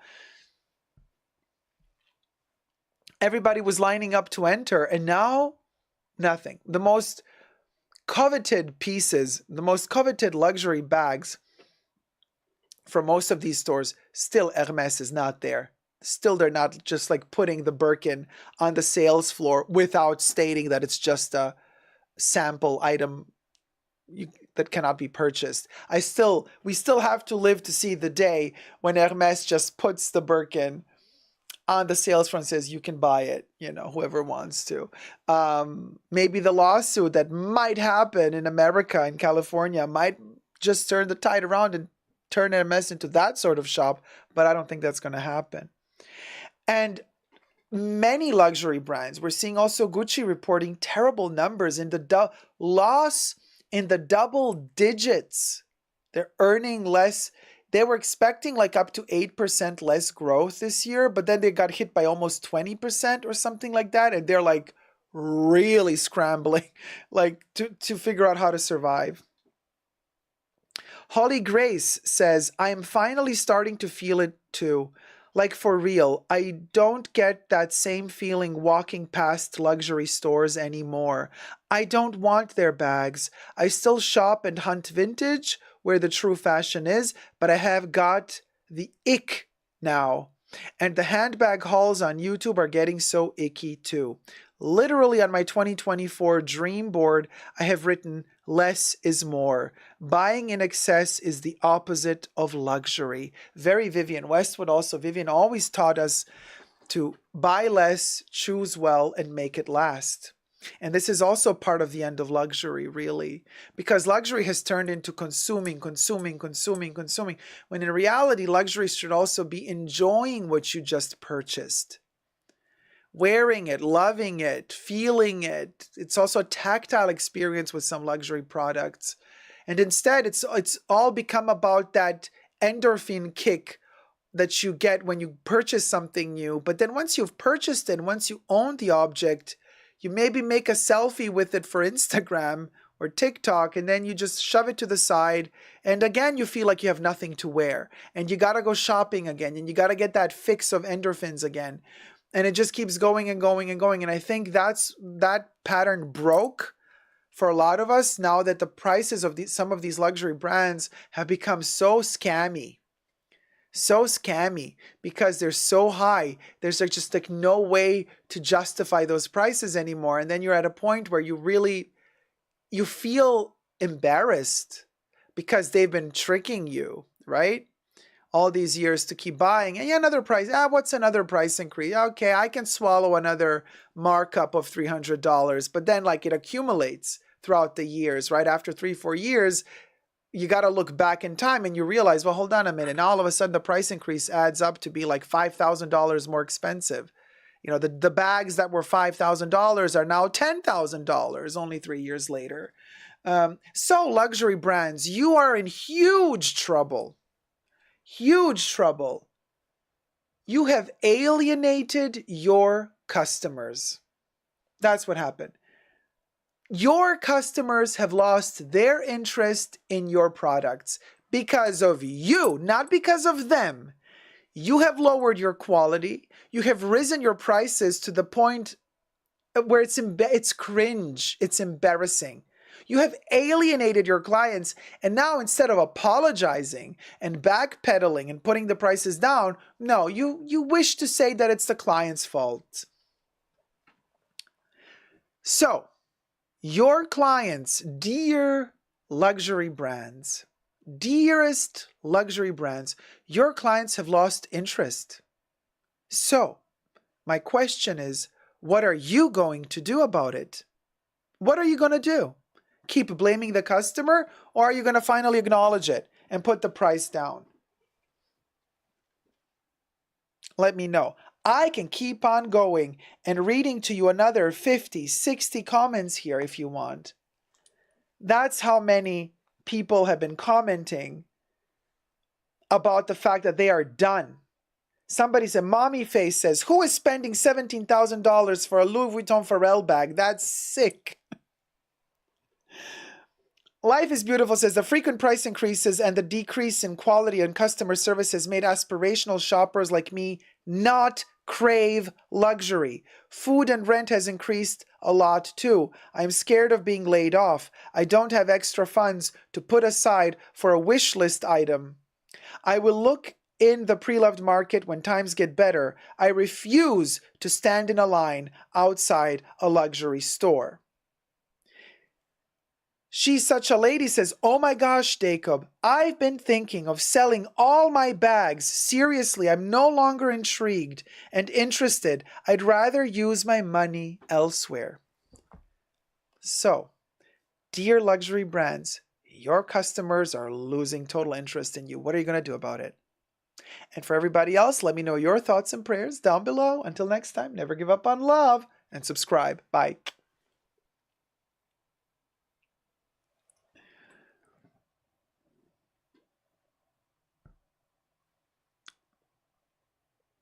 It's insane, you guys. We can go, the bags were getting extremely too expensive. The craving faded. Jane Blitz, thank you so much for becoming a member, sweetie. So weird, I feel the same way thinking about getting rid of most of my collection, says David. I thought I was going crazy. Best Wine On says, I just got a new car. My luxury buying desire is gone. Monthly payment for a car I will own in a few years and likely drive for 15 years, or a new bag I will use a few times per year. The choice is obvious. The car has leather and beautiful stitching too. Haha. It's insane. It keeps going and going and going, you guys. So, that's that.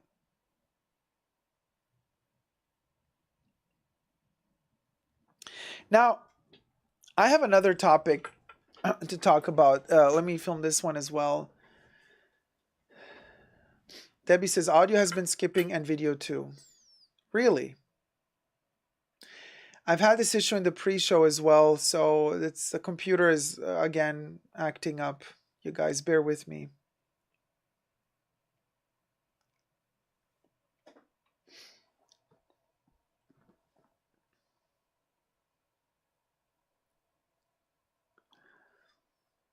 Is this the best way to shop for luxury?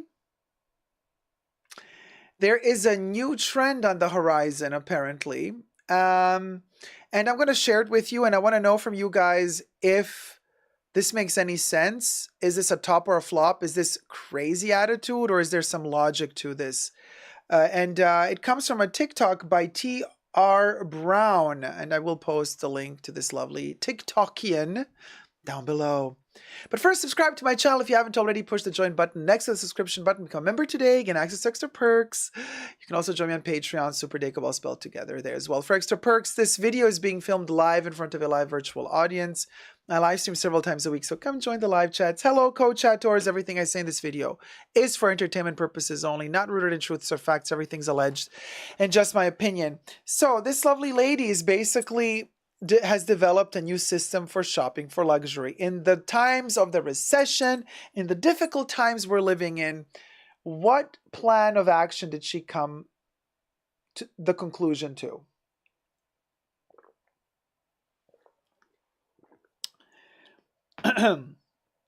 I found it kind of, well, okay, let me not judge. I'm just going to say what it is, And then we're going to talk about it. For my live chatters, we're going to talk about it now. But for you guys who are watching this video later, let's keep the conversation going in the comment section down below as well, because it's really interesting to me. Because as we know, prices keep going up from a lot of luxury brands. Quality, we've seen a lot of people complaining about the quality not being so good anymore with a lot of the pieces from a lot of the different luxury brands, whilst the prices keep going up. People find new ways to still purchase luxury, enjoy luxury for whatever reasons. Some people to just show off that they can buy a logo, other people because they love the heritage of the brand, other people still because they love certain materials and they love to purchase certain products and certain materials for the tactile experience. Some people love the way certain products smell. I mean, there's so many different reasons to buy these pieces, okay? I have, for example, I love Chanel so much, but their leather has really been disappointing to me. So I phased out the leather for me completely, and I buy their other products, and I ventured into other territories of the brand that still, in my humble opinion, deliver good quality. Okay. But we digress. So there's always different ways that one can find new ways to consume luxury, right? The prices of their bags are skyrocketing, so let's not buy the bags anymore. We can buy other products. Their leather isn't that good anymore, so let's buy other materials if the leather isn't good anymore. Maybe they make other materials in a better quality, which I believe they do because I am purchasing their other textiles and metals, and they are beautifully done. But this lady has this theory. She says, okay, recession, her salary is not going up, so it's not like she's earning more money. Food is going up, rent is going up, gas is going up, and then, but not as quickly and not as much as luxury branded goods are.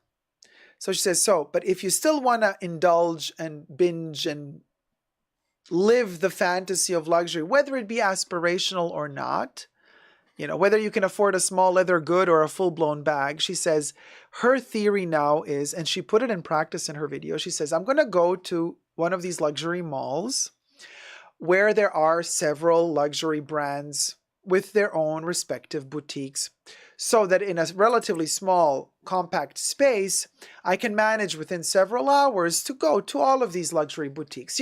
We're talking about one of those luxury malls that has a Dior boutique, Hermès boutique, Louis Vuitton, Chanel, Yves Saint Laurent, Celine, Loewe, Bottega Veneta, Burberry. Like, they're all in one mall, so you can kind of do the rounds and go visit all those little boutiques within a morning or an afternoon. So she said, I'm going to go take you along on the ride, and we're going to visit each one of these stores. And she said that her theory is she's going to only purchase in the stores where the sales staff give her the nicest treatment. Treat her like a human being. Show some interest in her as a person. Not being too nosy, not wanting to know, everything about where she works, what she does, when she was born. Because obviously, when they start asking you too many questions, you know that they're profiling you because they want to figure out how much money you're really worth. So how much is it worth for them to build a really tight relationship with you or not? If you smell that happening from a sales associate, I would say run from them. They're dangerous, in my humble opinion, at least. But so she said where she's going to get the most comfortable, where she feels the best treatment, that's where she's going to spend her money. And I thought to myself, girl, what's your budget? Because if you're going to go to first of all, if you're going to go to the mall and luxury mall that has all these brands, okay, let's say all of them treat you really nice. Do you have a budget to spend a couple thousand in every one of those luxury boutiques? That's going to be crazy. So I thought to myself, maybe she's not going to really be honest about every boutique she entered into. But just for the sake of argument here, let's just say, is this a good theory to kind of from now on purchase luxury only from a brand where the sales associates really treated us nicely, it kind of seems like a no-brainer. To be honest with you, it's like a no-brainer. Like, yeah, duh, that's valid everywhere, even in the supermarket. You don't, the cashier person at the cash register at checkout, if they don't force you to do self-checkout, which is a whole other can of worms, but even at checkout, when they treat you poorly, then you don't want to go back there again, or you got something to say to complain, right? Same applies to luxury as well. But in a way, she's saying stop completely spending from the brand where you've had a negative experience with a sales associate, when they didn't treat you so nice. So anyway, her little test, she did not film inside every store. Maybe she was scared to film inside every store, but also maybe she didn't want to have to tell us that she was treated nicely in most of those stores, but didn't have the money to spend in all of those stores. So she maybe made it sound like some of the stores didn't treat her so nicely. I don't know, and I don't care. Bottom line is this. At the end of her video, she said she was treated the best at Yves Saint Laurent, where she was also, given a glass of champagne. And then she bought, at the end, she lifts a shopping bag and says, I bought something for my sister and I bought a present for myself as well. Take it with a grain of salt, a pinch of salt, with, how it is on social media. You never know if you can trust somebody, if somebody's faking it. Doesn't matter, all irrelevant. Point being this. Is this the way to proceed, according to you guys, within luxury? Just only buy from shops where they treat you nicely and then completely nuke out of your mind the entire brand if the staff is snotty to you in a certain brand, snobby, a little bit elitist, a little bit like, looking at you from head to toe and like, what can I do for you? Like, is that kind of like a way to say, yes, only in this shop they treated me poorly, but I'm going to say no to this entire brand, even for all the other shops? Is this something, or is it like ridiculous? Is this theory going forward from here on out? Basically not focusing necessarily too much on the quality of the items that are being sold to us, right? But rather just the treatment that the company, that the brand we're in is giving us. If somebody's nice to you, you shop there. If they're not nice to you, you don't shop at that brand anymore. Katie B says, the only place I've been treated poorly is Chanel, so it wouldn't narrow the field much. Miss B says, YSL is always actually one of my favorites. Just bought 2 bags, had a couple from other brands, but stuck with YSL cause it was a good vibe and I loved the bags anyway. Daisy Dior says, am I the only one who could care less how the sales associate talks to me and treats me? I want to get my item and leave, LOL. I do not care what the sales associate thinks of me. This is something, Daisy, very interesting. Good point that you're bringing up, because this was more the case before the crazy price hikes, where a lot of the clients were rushing to certain luxury brands to get the unicorn bags and the unicorn pieces that were never shown on display on the sales floor. You had to have the connection with the sales associate. They have to know you. They have to kind of want to protect that piece for you. I remember that was very much the case. A lot of people on forums, luxury bag in particular forums, would like talking about like, yeah, just swallow your pride. Even if the sales associate is snotty to you, the most important thing is you get the bag, the unicorn bag you want. But now times have changed. Now the bags cost so much, you don't need to have a relationship with the sales associate because the bags are readily available. They're not rare anymore, right? Because they're so expensive, not a lot of people are buying anymore.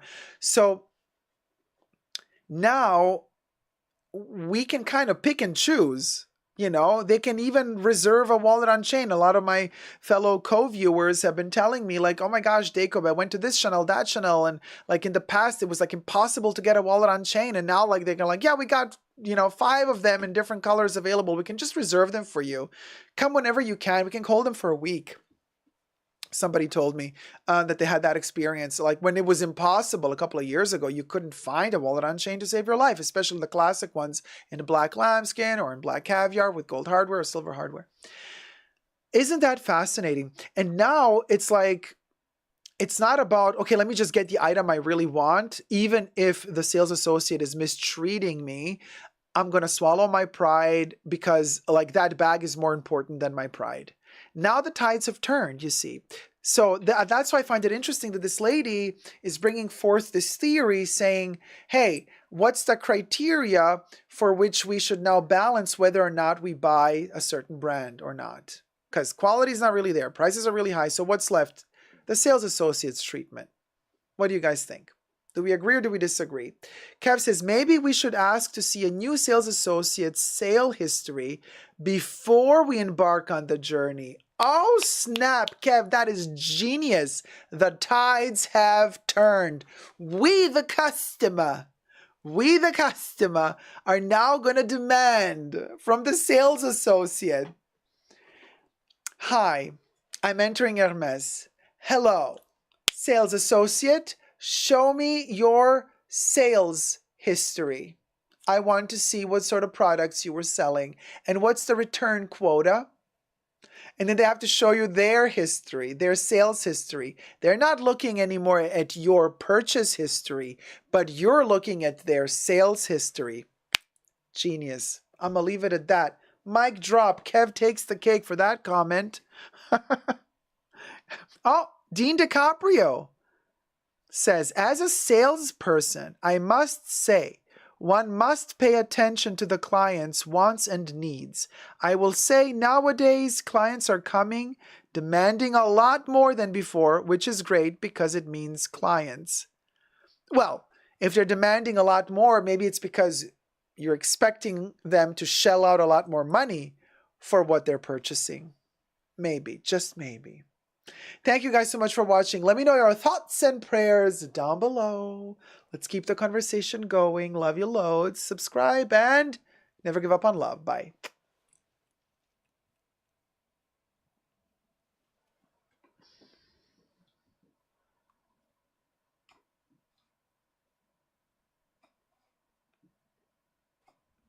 King Oogie says, the best service I have ever gotten is a Chloe. I went after a shift serving sushi and had soy sauce stains, and I was made to feel like the one. That is so cute.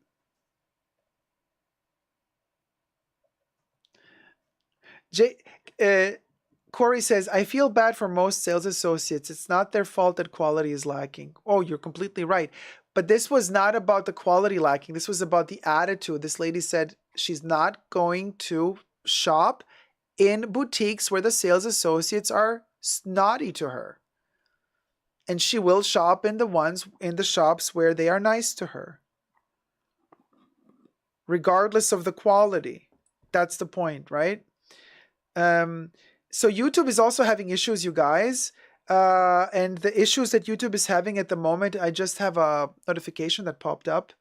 So the issues that YouTube is having is unrelated to our issues. So some viewers might experience a lot of buffering. Just letting you guys know.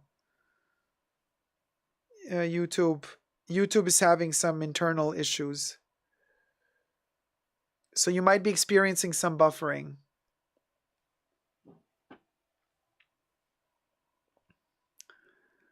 Carla says, hi, Dacob. Hi, Carla. The only luxury brands I have purchased from are Louis Vuitton and YSL, and the essays have always been nice to me. I've had a good experience with Louis Vuitton, except for that, one crazy situation where they did not want to sell me a bag. The sales associate was lying, and then, the saga. Then I went to the other boutique, and there was the same store manager for both boutiques. The boutiques were relatively close to each other, and then she looked up my purchase history, and she was like, of course you're allowed to buy the Speedy. What the hell is wrong with that sales associate? I'm like, I don't know, honey, but she's like, well, why don't you go back to that boutique and buy the bag? I'll call and say that you're coming, and then you can have the bag. I'm like, no, I'm not going back to that boutique. Absolutely no. I don't want to have to deal with that crazy person who lied to my face. So you can transport the bag to this location. It's not that far. You just said it's not that far. And then she's like, yes, we can do that as well. So then she ordered a taxi or delivery service, and I sat down, drank some champagne, and then they delivered the bag, and I got the bag. You know. Debbie says, okay, yes, that's what is happening. There you go, Debs. Yeah, Gloria says, thank you, Dacob. Yes, I'm getting a lot of buffering with it on TV, but not the computer or phone. Yeah, it's YouTube having issues, you guys. Andy says, I have always walked out of stores where the sales help is rude. Teresa says, yeah, we were trying to watch on TV, but YouTube kept freezing and buffering. Yeah, it's a YouTube issue, you guys. Don't worry. It'll get resolved with time. Kev says, I used to think sales associates didn't matter, but then I realized I'm more likely to spend in person with sales associates who clicked with me than ordering online. Completely. Oh, yes. I find this to be 1,000% true in my case. Okay. 1,000% true for me. Salespeople need to understand that we need the clients versus clients needing us, says Dean DiCaprio. Regardless of a unicorn or not, the client experience should always remain exceptional. I agree with you. I completely agree with you. Hey, Jessie Style. Oh, Jess. Thank you, my love. Jessie just joined and became a Tier 1 member. Jess, next Saturday is the pre-show for Tier 1 members as well. Don't forget to tune in if you're not asleep. Gloria says, I remember that Dacob, the lying salesperson, that was good drama. Yeah. She pretended to scan the bag. She pretended to scan the bag in front of me, and the computer said no. She can we just she took the Speedy and fake scanned it. She fake scanned it. She was like, beep. I'm like, did she just move her lip to say beep? She was like, look, honey, I don't have the Speedy here right now, but she's like, look, I can try to scan the bag for you. You see, it's not registering the computer. Like, I can't sell it to you. You've bought too many bags. I'm like, girl, where did I buy too many bags? I did not. She fake scanned it to tell me the computer says no. I mean, that's a sales associate.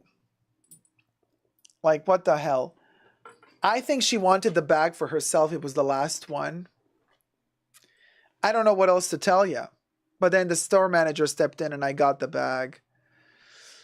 That was an odyssey. Irina, once I came to the Louis Vuitton store with my head covered and in modest clothes because we had fasting time. Oh, yeah. Oh, wait, with covered? So you had Ramadan? Because we had fasting time in the Orthodox religion, I had a completely different shopping experience, much worse. So they treated you badly because of your religion or belief system. Well, you know how people are. They're very judgy. Corey says, I loathe people. I don't have the energy. I know, sweetie. I'm also my patience is also running very thin the older I get. Dean DiCaprio says, fun fact, Louis Vuitton makes sales associates say things that aren't 100% true, such as, it's discontinued or not available.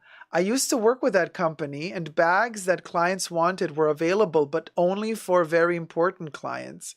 Oh, yeah, of course, but that's also what Hermes does. They're going to tell you, sorry, we don't have the bag. But you don't know what they have in the back. JT Holden says, she pretended to scan the bag. I cannot even. Yes? Oh, yeah, she pulled a look. Computer says no. David says, I've never honestly got that much grief at high-end shops, but I worked retail for years, so maybe my expectations were more realistic. Possibly. Where do they get these people, says Oshidi? I don't know. There's a certain logic to how they hire people. Here's what I think. I think that they do psychological tests to figure out if you're a fan of the brand or not. This is what I believe.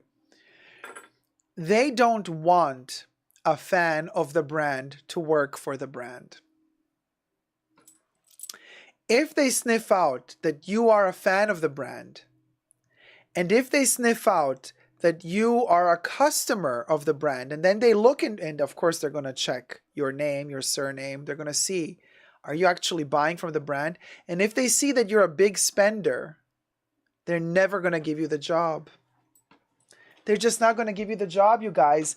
They're not going to give you the job because they don't want to lose you as a spending customer. Because once you start working for them, you're going to have all the special treats. You're going to be purchasing at lower prices because you're going to have the perks of being an employee. And they don't want to lose you as a customer. So first, if you want to work in a luxury retail, in a shop that you love to buy from, and they know you're your customer, they're not going to give you the job. 2, let's say you don't have the money to buy a lot of stuff there, but still they sniff out that you love the brand a lot, that you're a fan. They're still not going to give you the job, in my opinion. They're going to give you the job only if you're very emotionally dead.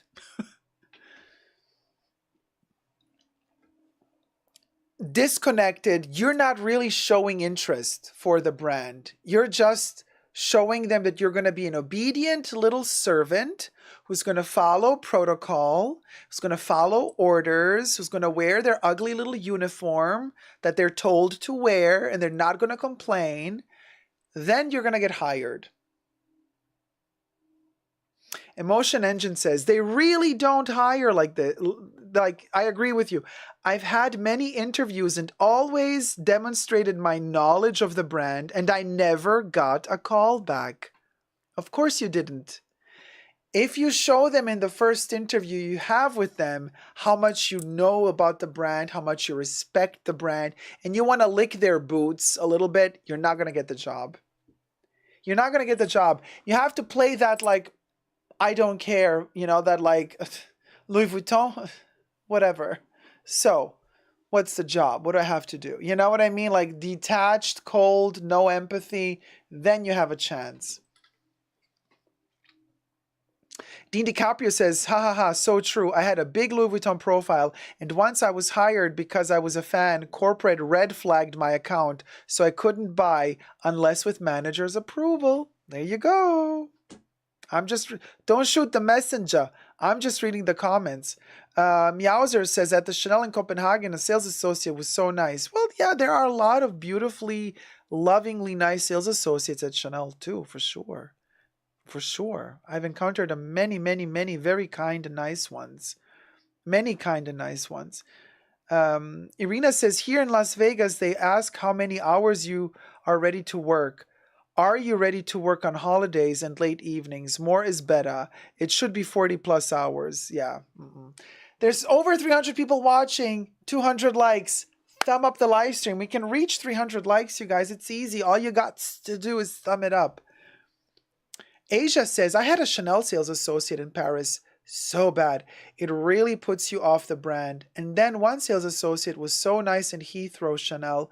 I bought a really nice brooch there. Oh, I love their costume jewelry. What can I tell you? That makes my heart flutter every time.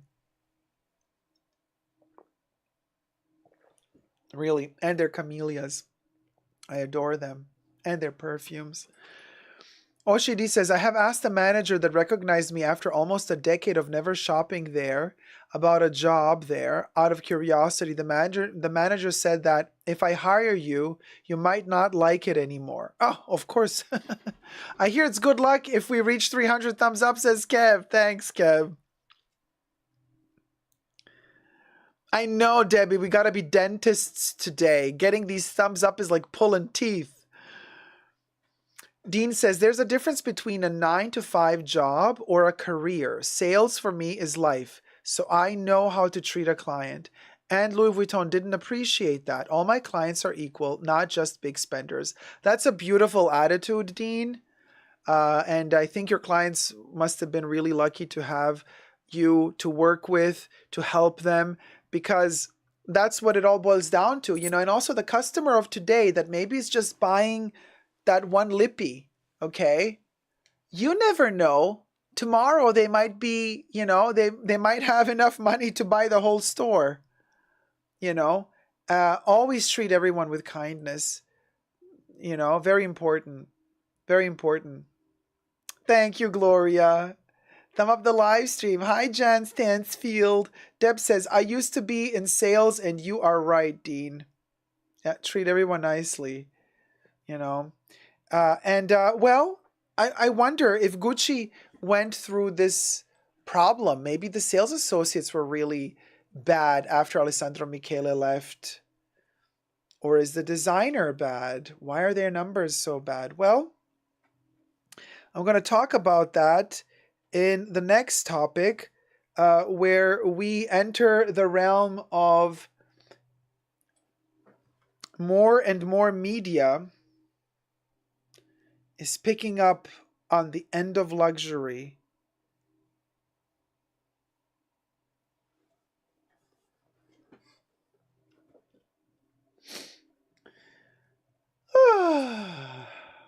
I know. So,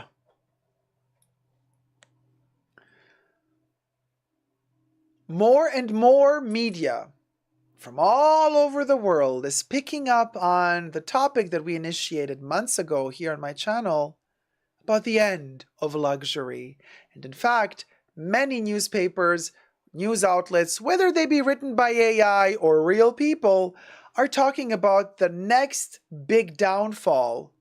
One of these Goliath colossi are collapsing, allegedly. And everything I say in this video is for entertainment purposes only, not rooted in truths or facts. Everything's alleged and just my opinion. Gucci, my dears, Gucci's recent downfall is in the news. Isn't that interesting? Because news outlets are reporting that they were calculating, listen to this, expectations of the brand, were warning the shareholders that there's not going to be a growth, like major growth, in sales in the last quarter, the last quarter of last year, because the first quarter of this year isn't over yet. It's going to be over with the end of March. And they said, 3%, something around 3%. Instead, it's 20%. They're like, oopsie daisy. It's a little bit more than, well, what are we going to do about it? So a lot of kind of business of fashion and stuff are reporting and analyzing, speculating, okay, what could be the reason to this?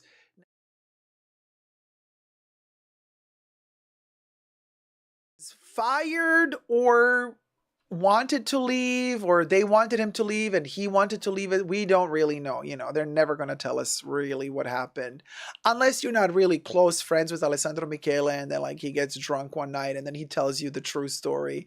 But unless that doesn't happen, we can only speculate what really went down. But since Sabato Di Sarno took over and he's designing at Gucci now, their sales are plummeting. They've also had a price increase, or several price increases. That was also not so good for them. But truth be told, Alessandro Michele, in his last years at Gucci, the sales kept shrinking more and more. So this is one of the reasons that allegedly why Gucci let him go. Because they needed some fresh air. They wanted to revamp everything and be more traditional. I guess they were thinking, oh, we're going to be clever about this incoming recession and we're going to play super safe and we're going to sell very classical clothes. Well, maybe it wasn't the right move. And so some analysts are actually saying that we are entering a different type of era of luxury where in the past, they're talking about mega brands, I think, and mega trends, which... it's kind of interesting. Yeah, mega trends in mega brands, meaning like, let's say LVMH owns several brands and then you invest in all of those brands because, once you're investing in LVMH, it's a safe investment because all the brands underneath the wing of LVMH are garnering a lot of money. And this was maybe the case during the pandemic, where everybody was like frantically purchasing whatever they could from all these luxury brands when everybody was in lockdown at their homes. But now analysts are saying this mega trend in luxury is over, because with all the political and economical situations, trials and tribulations we're going through at the moment, people are not really sticking to the mega trend from the mega brand owning all those little other brands, but rather focusing just into certain specific brands, even if those are underneath the bigger umbrella. So, long story short, people are implying that the reason why Gucci has a 20% less revenue than they planned to receive is because change of artistic direction, clients not liking the new direction in which Gucci is kind of shoving them to shop in, and also meaning, oh, we're trying to completely rebrand. Rebranding in these times apparently is a faux pas, completely faux pas. So Gucci is warning about this 20%, by the way, for the first quarter of 2024, not the last quarter of 2023. So for the first quarter of 2024, they're warning their shareholders, hey, we're going to have this dunk of 20%. Oopsie, which is terrible. Terrible, terrible. For Gucci, it's terrible. Well, I personally don't care. I think it's quite funny because it kind of puts the pepper and the fire under their butts to do something, to really make productive changes, to also make their brand more desirable to us clients, because I mean the designs are meh, the prices are meh. So why should we buy? Why should we keep buying? And it doesn't seem like Gucci knows where it's heading. They're switching completely style from Giannini to Michele, to Alessandro Michele, to Sabato di Sarno. It's like, what do you want? So why should I commit to Gucci now with Sabato di Sarno? Because I mean, you just proven to me that like this, you can just flip and fire him and hire somebody who does something completely different. So there's no continuity, there's no line, there's no lineage that I can follow, like basically being able to say, okay, I want to be a faithful client, a faithful customer of Gucci, meaning I also feel safe buying here. If I buy a product here, then I know that if I want to purchase also 5 years from now, I will be able to find in the store something that can go well with the product that I purchased 5 years ago. That to me is also luxury. I pay gladly more money for something that's going to last me longer. Something that's not going to give me the feeling that it's such a trend moment. It's going to be, I'm not going to want to even look at it after 1 year. I want to buy stuff that makes me feel safe, comfortable, and also gives me the feeling that no matter what happens with this piece, one day I can repurchase it. The brand is going to have something similar, if not the same piece, still available. It's like you're paying this extra money for that piece as a form of insurance policy, that brand will commit to keep manufacturing something in that style similar for you in case you want it later. That to me is luxury. Case in point, this necklace from Chanel, right? Costume jewelry. This is so quintessentially Renaissance-inspired Chanel costume jewelry that she did in the 60s. The only innovation is that they added the double C's now. But these are glass, pearls, glass beads, and also natural stone, rose quartz with gold-plated metal chains. This is stuff Coco Chanel wore in the 60s. And the brand does it still today. They update the colors, they give you new colors, they, reference the past, but clearly message to you, hey, we're maintaining we're very conservative in that respect because we're maintaining completely the link, very clear link to our past and our heritage. And we're not going to let go of that. And no matter how many years from now you come back to us, we will still have these special necklaces that we're famous for. We will still be making the camellia brooches, flowers out of textiles that we're so famous for. We will still be making the sling bags that we're so famous for. We're still going to be making the wallets on chain, the timeless classics, the 255 bags. We'll still be making the tweed jacket. They repeat to nausea, but to the point where they become classic. Gucci is not doing that. Gucci is doing the total opposite. Gucci is saying, we're just going to scratch away everything we've done with Alessandro Michele for the past 10 years, and we're just going to act like it never happened, and we're going to reinvent the wheel. And all our clients are going to, they best follow us in this new journey, other or else. I'm like, you miscalculated something, dear Gucci. There is no or else. You can't threaten your customers. They're not threatening the customer. You know what I mean? I'm paraphrasing here. But what I'm saying is you can't say, oh, well, our customers are going to follow us. Of course. Who says the customer is going to follow you? The customer was buying a specific style because they liked it. Why would you think that the customer would keep buying from you if you completely change the style? Be subversive about it completely. Articles are saying they're going that Gucci is going towards quiet luxury. Not very groundbreaking, you know. Also not groundbreaking. Quiet luxury is already a trend that's, thank goodness, gone. You know, we're going to still always have quiet luxury bits and bobs and elements in our wardrobes, but it's not like, you know, the Gwyneth Paltrow ski incident case is over. We're done with the quiet luxury shenanigans. Let's move on from that.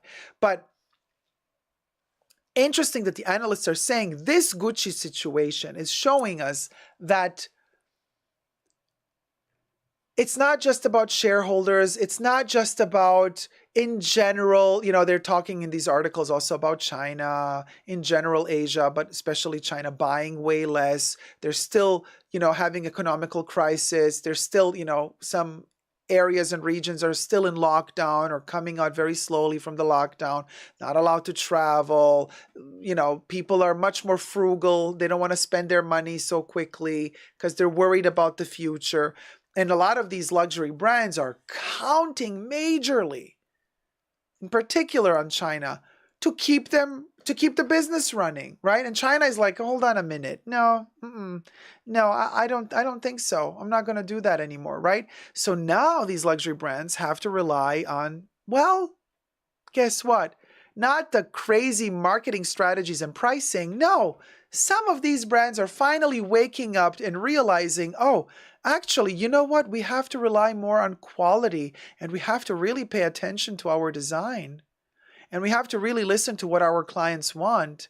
Instead of just conquering every new territory where somebody seems to be nouveau riche, you know, they just go ballistic. Oh my God, we can make profits there. Let's go there. And you completely forget about the clients that you have in other countries that have been faithful to you for many, many, many years, in some cases even decades. You shit on that client because that particular market doesn't bring in a lot of money to you.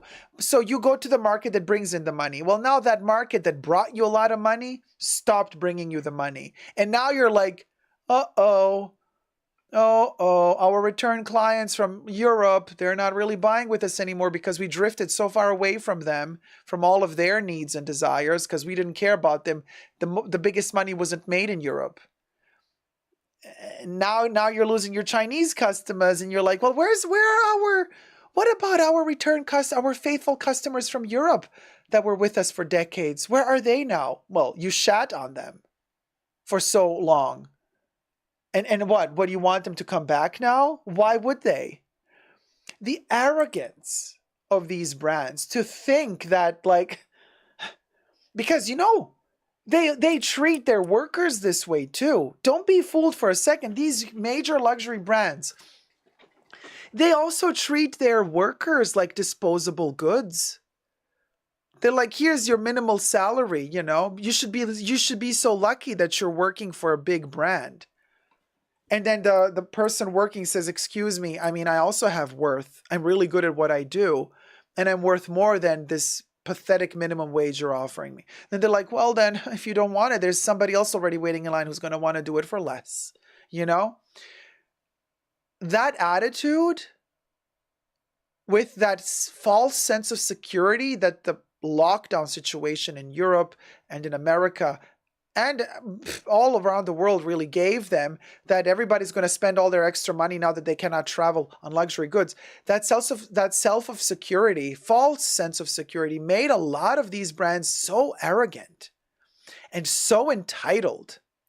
And now that the people are waking up and don't want to be mistreated anymore for a unicorn bag, because now the unicorn bag costs too much, more than it did 3 years ago, and the quality is worse than it was 3 years ago. Plus, on top of that, the sales associates and the companies treating the client as if the client were a disposable good. Who needs you? We can find some other baboon who's going to want to spend $10,000 on a bag if you can't run with us. Okay, if you can't follow our speed, then honey, you're out of the race. Really? Is that so? Now all of a sudden, these colossal brands, well, they're no longer ahead of the race. Now they have to start slowing their machines down in the hopes that we who were walking slower, they left us behind. They didn't want to carry us with them. No, now they're slowing down in the hopes that us idiots are going to catch up to them again and again start shopping with them. I don't think it's that simple, dear luxury brands. I think you got to do a little bit more than just that. I think an apology is due. I think more transparency in your sales practices and also production practices is due, because you're demanding a hell of a lot and you're given barely anything in return in most cases, depending on what product you're purchasing. So, Deb says the European economy is also struggling. I read the Journal Daily, and it ain't pretty over there. The U.S. actually fared the best in rebound. Yes, that is true. So, dear Gucci, I think your problem is you think your clients are going to follow you no matter where you go. And then you hire somebody who completely changes the design of your clothes, and now your sales are plummeting. And you're expecting a 20% decrease? Honey, that's not the client's fault. Look in the mirror, baby. You might just find the answers to your questions as to why your sales are dipping, zipping it, and zooing it. All right. Thank you so much for watching. Let me know your thoughts and prayers down below. Until next time, never forget to never give up on love, subscribe, and thumb up the video. Love you loads. Bye.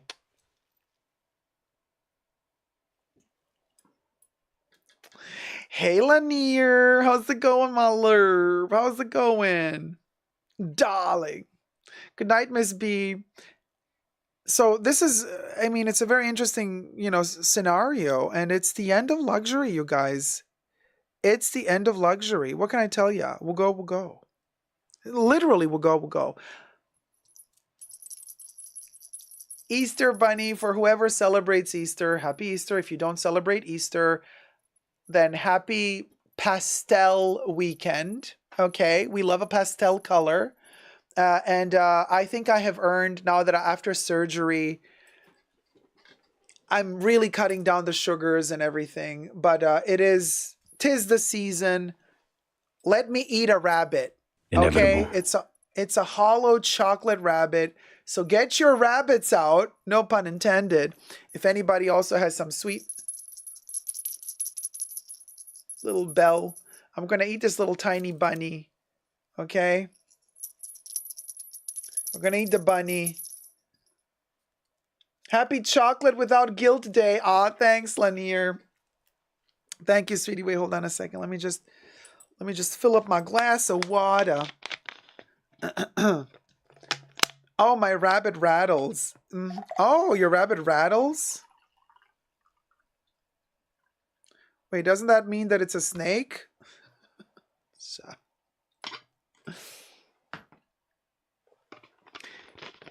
Crybaby Zog says, I have a little lint bunny too. I'm saving for tomorrow. Yeah, you see, since the live stream is today, we're going to do it today.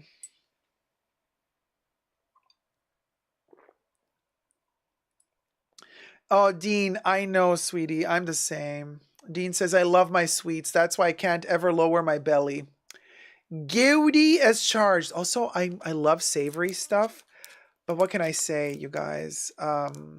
I will never say no to savory. I can say no to sweets, okay? But this was a gift from a very, very dear friend, so of course I have to eat the bunny. It would be rude not to.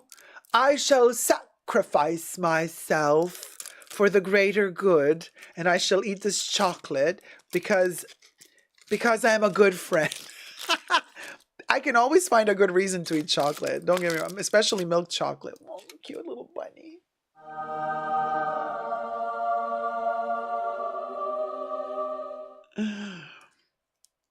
Oh, on this side, he looks a bit dangerous. Very artsy. Hell no! Very artsy, the bunny rabbit. The bunny rabbit has a little bit of issues on this side. Patricia says, oh, okay, I'll be polite and a good friend too. Yes, because if your friends gave you the chocolate, you have to be a good friend. You have to eat it. Mm. Mm. Mm. Oh my God. My entire endorphin level just spiked. It's crazy how milk chocolate and sugar, such a drug. It should be illegal, you guys. Like the endorphin kick. No, the bunny's hollow, Kev.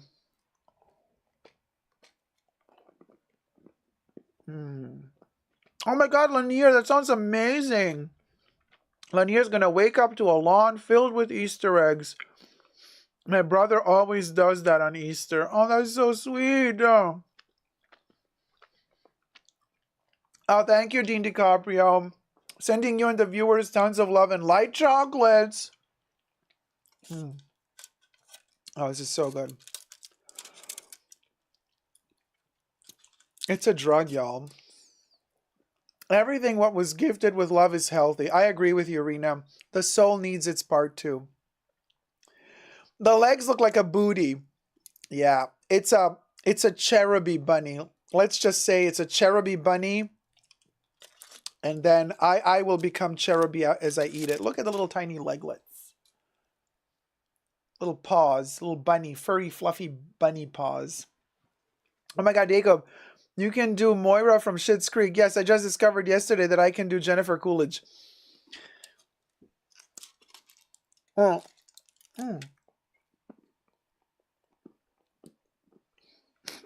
Terry, poor bunny, lost his head. The bunny gave me head. Wait.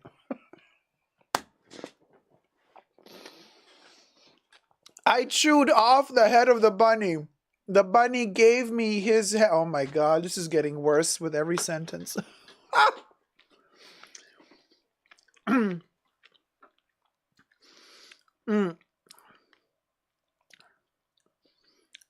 Lanier, I can do Jennifer Coolidge too. When she says, the rabbit was gorgeous. It was, eating the rabbit was like the 4th of July. Fireworks out of every orifice.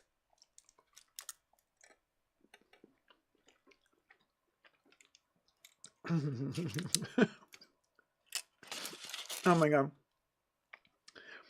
It's so hard to dark chocolate bunnies. Kev, I think we're missing a verb. Oh, it's really hard to find dark chocolate bunnies, yeah. You look like Easter. That makes me want to eat a hot dog.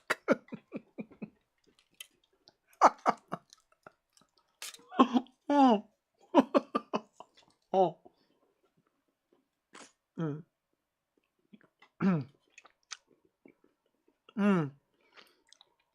Kev, Debbie says Kev has the cream-filled one. That's the one you need. Melissa is like, yeah, that's a mind picture for the ages. Yeah, Zach, of course, there you go. The talk gets dirty, and Zach appears. He's like Beetlejuice.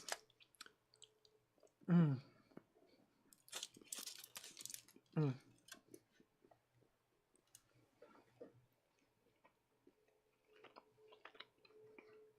Butter. That's right, Pharrell. No, Natasha, the last thing I ate was not the head. The last thing I ate was the ass.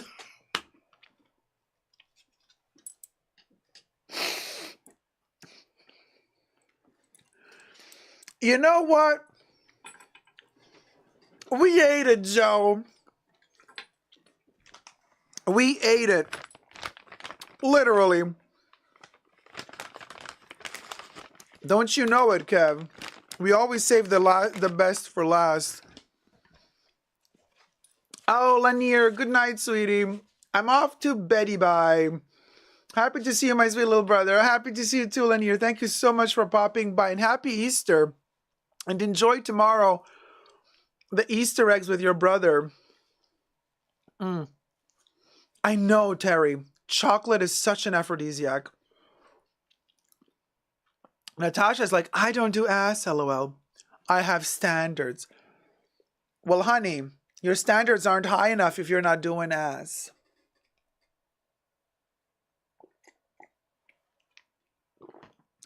Who said that ass is low standards?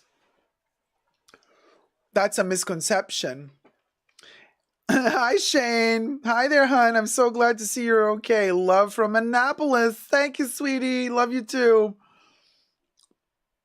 Hey, Marie-Antoinette. Hi there, Dacob. I just woke up for your live. Oh, thank you. Thank you, sweetie. Good morning.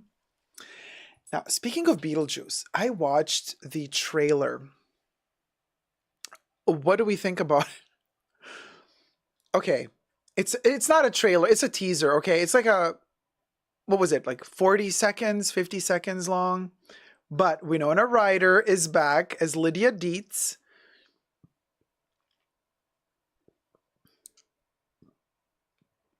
Michael Keaton is back as Beetlejuice.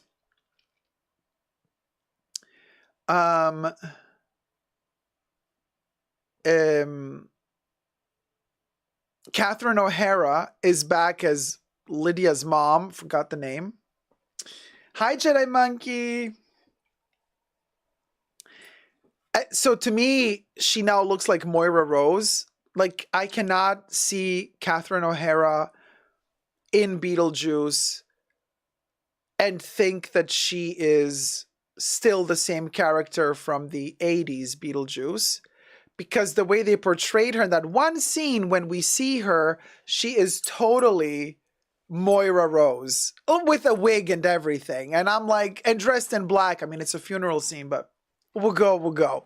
But I'm excited, okay. I'm also excited for the Alien Romulus movie. I want to go back in space with aliens. I want to go to the cinema and see the aliens. Yeah, the dad actor, I think he really passed away, Debbie. I think that's why they have a funeral for him or something like that. I don't know.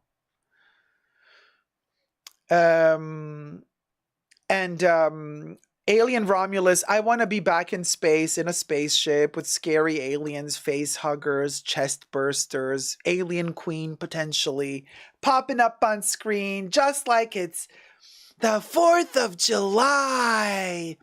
But so I'm looking forward to that. And of course, I'm looking forward to the second part of season 3 of Chucky. But then Jenna Ortega, she's now Tim Burton's new obsession, I guess. Like, you know, he had an obsession with Christina Ricci, then he had an obsession with Winona Ryder, and the newest young obsession for Tim Burton is Jenna Ortega, right? She's Wednesday Addams in his TV show Wednesday, and now Jenna Ortega is the new Lydia Dietz, kind of. I think she's Lydia Dietz's daughter, maybe, or I don't know what, but she's the new young character from Beetlejuice, because brilliant. Beetlejuice 2 is called Beetlejuice. So Jenna Ortega is the new it girl, yeah. And so she's kind of the main character, it seems, because like the camera's panning and following her around the most. Like we see Jenna Ortega more than we see Winona Ryder. But when we do see Winona Ryder, she is still Lydia Dietz, okay? She's a little bit older now, but she still has the pointy, gothic hair. And she's still like that face, that shocked face that she always makes. Like, it was really cool. And Michael Keaton, dare I say, he's better now than he was in the first Beetlejuice, because now he actually has the right age to be Beetlejuice. Back in the 80s, they had to put the makeup on to make him look older. Now he's really Beetlejuice. Like, now they're like, you know what, girl? You don't need makeup. You're good. You're good. The way you came on set today, great. Ya Beetlejuice. Ya Beetlejuice. Ya Beetlejuice. And Winona Ryder is gorgeous. Of course, she's still beautiful. If I were working at Chanel as an artistic director, she would be immediately hired by me as the brand ambassador. She's amazing. So, isn't that fabulous? Anyway, Alien Romulus is a callback to, it's going to be what happened between Alien and Aliens. So between Alien and Alien 2. So time-wise, in the Alien universe chronology, it's somewhere in between the 70s and the 80s. So the showrunners, it's not a, well, apparently there's going to be an Alien TV show as well, but Alien Romulus, the movie, the director wanted to pay homage to the Ridley Scott Alien and James Cameron's Aliens by combining the best of the two worlds in one, because the movie takes place between the other two movies. So basically, we're supposed to be getting total 80s vibes, science fiction horror movie, okay? Fabulous, the fashion alone, you know what I mean? Those space troopers and how they're going to be dressed like 80s adjacent, but for 2024, it's going to be very fascinating to see. And apparently they worked with as little CGI as possible. Most of the alien scenes are done with puppeteers or actors dressed up as the alien, or maneuvering face huggers with wires and stuff. And oh man, that's old school. Really looking up. Oh, sup, bro? Hey, Mahora. Marie Antoinette says, I'd really love to let you know about myself. I'm 17 and studying in fine arts high school. My plan is to go to Italy for fashion design university. Wish me luck. Good luck, Marie Antoinette. It's a tough world. Fashion world is a tough world. Stick to your guns. You're going to hear no, no, no, no, no, no, no a gazillion times. Don't let it get you down, ever. Never take no for an answer and keep pushing forward. That's the business of fashion. First thing you got to learn. And good luck to you. Oh, yeah, Robbie. Winona for Chanel would be amazing. Hi, Rosana Navarro. Shane Grimm says, forgive me if I'm wrong. When Winona Ryder was caught shoplifting at Saks Fifth Avenue, wasn't it Chanel goods? I don't know what she was taking. We got to let that go, Shane. Let it go. Let it go. The woman had trouble. Why must she be crucifixed for it forever? Oh, Zach. Oh, thanks, my love. Zach bought a classic tee. Oh, it's not going to read? Happy Easter, y'all, and have... Bubbles didn't read it. Happy Easter, y'all, and have a nice weekend, I guess. The notification is now gone. Thank you, Zach, so much for getting the aspirational t-shirt, though. And happy Easter. Marie Antoinette says, as a transgender, it's way harder for me, I guess, but I am tough. The road will be harder for you. But at the same time, within the fashion world, you're going to find people who also love you and support you. So let's just put it this way. Being transgender as a fashion designer is maybe, hopefully, in this day and age, a little bit less difficult than, let's say, becoming some other profession. I don't know what. A politician, or I don't know. It all depends, I guess, about your sensibility, really. You know. Marie Antoinette, where do you live now? Says Patricia. And Marie Antoinette answered, Turkey is tricky as well. They're not very open-minded. Shane says, you're right. I was just thinking that's why Chanel and her never collaborated. No, I don't think so. Chanel collaborated with the brand, not Coco. The brand collaborated with some very shady and dodgy characters, in my opinion. So, you know. Really, Evatrice, Prometheus is your favorite alien? No, for me it's Alien 1. And then Aliens. Ridley Scott, first and foremost. Ripley is actually Sigourney Weaver's character. Ridley Scott, first and foremost. And then James Cameron. I know, sweetie. I know, Marie. It's really, really hard in Turkey. I can completely imagine. Mm. Oh, you don't care about people, to be honest? The economy's so bad, like I can't even afford perfume from Chanel, like, huh? Economy is tough everywhere at the moment. It's very, very, very difficult. Crybaby Zagi says, good night, Bunker Fam. Good night, sweetie. Melissa, I agree with you. Winona forever. We all fall down. She got back up. It doesn't define her. Exactly. Adore her. I adore her. Really, ABC, The Hills Have Eyes is your favorite movie? Or are you making fun of us, or for real? Are you for real? Because if that is true, that is one heck of a choice. You know?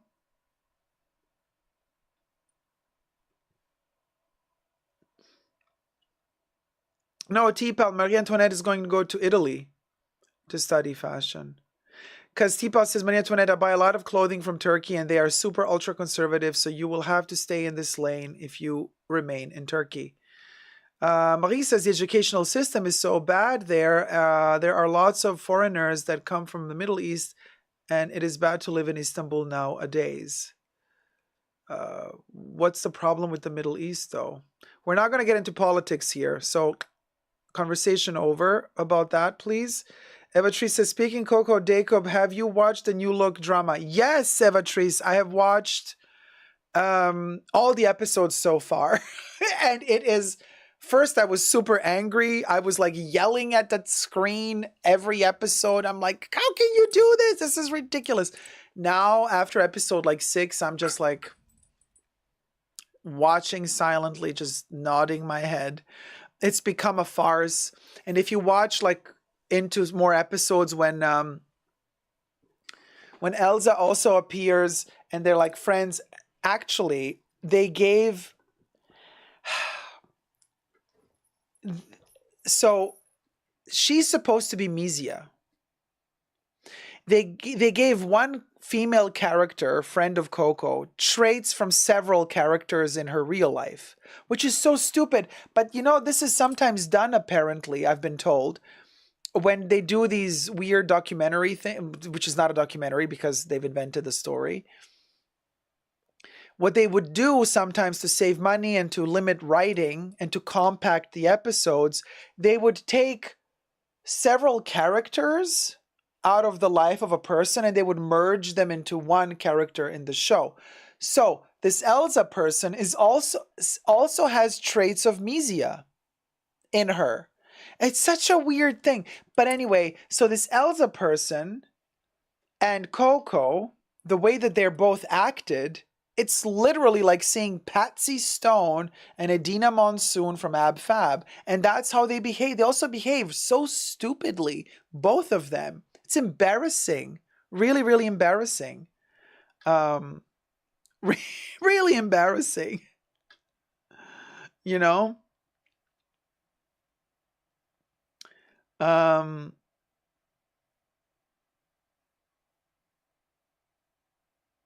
It's And I mean, Juliette Binoche, she's a good actress, you guys. She did some like really, really, really high-end movies, considered art movies, also like, Krzysztof Kieslowski's uh color, red, white, and blue. Like she's the star of the, like, I mean, she did some historically relevant movies, right? She's not just some random bimbo. She's not the starlet trying to give you Italian accent but delivering uh Russian instead. Okay, Miss, you know, fake blonde, you know. No, Juliette Binoche, really. She is French. She actually, when she speaks as Coco Chanel speaking in English, her French accent is her French accent. She's not faking it. I mean, she's forcing it and making it more, yes, but nevertheless, that's her accent. And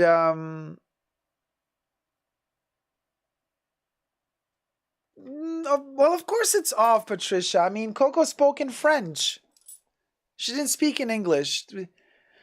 So they either should make all these characters speak in French and then put subtitles for us, or or just make them speak in English. Some of those actors are American and they're faking a French accent. I mean, it's embarrassing. It's like really bad. Really bad. Oh, thanks, Marie Antoinette. Yes, that's why I bought it, because this is exactly old school 60s Chanel way of making necklaces. So Marie Antoinette says, Dacob, your necklace looks like old school made CC pearl necklaces. Like, where did you get it, or is it vintage? No, it's brand new. It's from the spring summer 2024 pre-collection, from the Chanel boutique. And the sunglasses that I purchased had a flaw, so I exchanged those for this.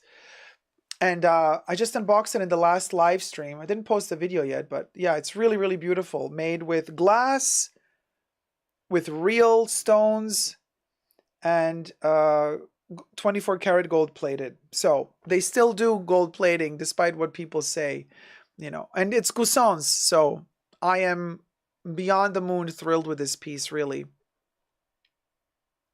They make them from time to time, Marie Antoinette, and it's very rare to find these, because usually now they're going for, again, that look. They think they're going to sell everything that's bedazzled with crystals. So it's very rare to find a piece that has 0 crystals. And this one has 0 crystals. This is enamel, natural stone, glass, and metal. No crystals. And it's very heavy.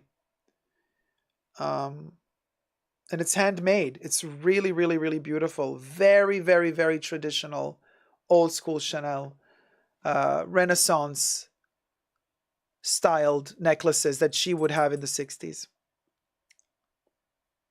So, and I love the fact that they finally, you know how much I love Chanel's Tyrian pink. That was her favorite color, by the way, and Tyrian red. So the original 255 bag was not lined in burgundy leather. The original 255 bag was lined in Tyrian gros grain, sometimes silk, sometimes tweed. Okay. But the interior was this gorgeous Tyrian pink. And this is Tyrian pink, you guys. They actually did the glass pearls in Tyrian pink. And also this gorgeous... Oh, this is Tyrian red, by the way. I mean, whoever designed this necklace, they did their homework. They really referenced exactly what Coco Chanel loved. So very, very, very special when I encounter a piece like this. And I also wish Chanel kept it that way. I also wish that the interior of the 255 bag were still the Tyrian pink or Tyrian red. I would love that personally. I think that would be amazing, because those colors are just so vibrantly full of life. They're so beautiful, The burgundy one,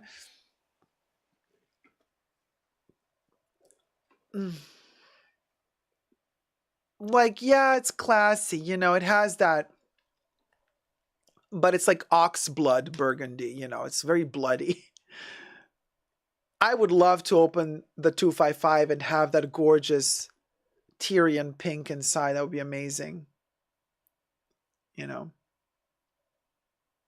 Marie Antoinette. Oh, you know that she loved Tyrian pink? There's some beautiful photos of her in the 60s where she went to see the horse races outside of Paris. And, well, you know, all the elite, they all did it. Let's go to the races, you know. She loved horses. You know, she would ride horses when she was younger a lot. She loved horses. The 255 bag is inspired by jockey's gear. So there you go. 255 bag. The 255 bag should have been made by Hermes, you might almost think, right? Because they're all connected with horses. But anyway, so there's this gorgeous set of photos of her at the races with one of her classic iconic tweed ensembles, the jacket and the skirt, and the jacket is trimmed with Tyrian pink. It's lined with Tyrian pink. The shirt under that she's wearing, pardon me, the Easter Bunny Revenge. The shirt that she's wearing underneath is Tyrian pink. She has a Tyrian pink detail in her hat.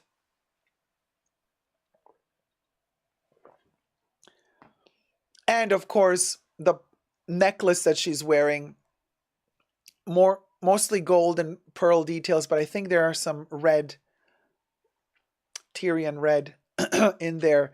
Oh man, that combination to die for. Those were the best colors, the colors that she was working with in the 60s. You know? It's amazing. I have the grandkids visiting tomorrow, so I have to say goodnight. All right, T-Pal, have fun with the Easter egg hunt. Or whatever you're going to do tomorrow. I don't know what you have planned. And Patrice says, oh, can't imagine that. Love to see that happens. The pink is so warm and welcoming. It really, really, really is. And this particular shade of pink is... There's something so deep about it. It's like water. I know water is not pink, you guys. I know. I'm not that far gone. But there's something about Tyrian pink that gives you a vibe of fresh, wet coolness. And that's maybe because this particular shade of pink has a lot of blue in it. It's a cooler tone of pink, you know. So there you go. But pink and red are a fabulous combo. I think also they're really, really beautiful. There you got the red and the pink. Yeah, I can show you the close-up of the picture that I took the photo, like a close-up of a photo I took of the necklace. So this is the close-up, okay? It's really, really, really beautiful. Somebody really, this is why I say when Chanel does things right, they really do things right, okay? They nail it fully. Patricia, yes, I think there are some people who are still alive who knew Coco Chanel in the 60s. They're harder and harder to find, though. They're harder and harder to find. I wouldn't know who. Carl apparently never met her.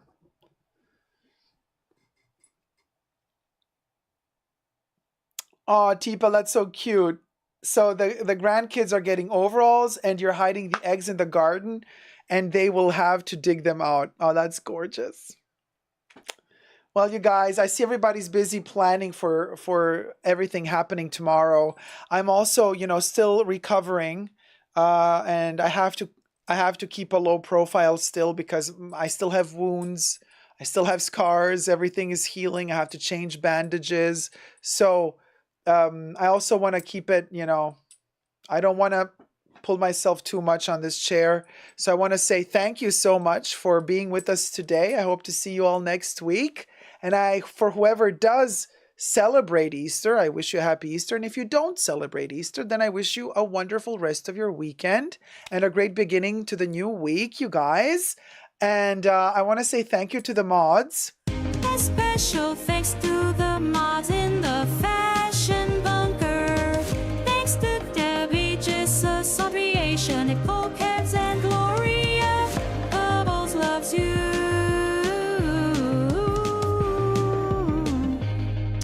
You best believe. Thank you, mods, for keeping us safe. And now we'll go.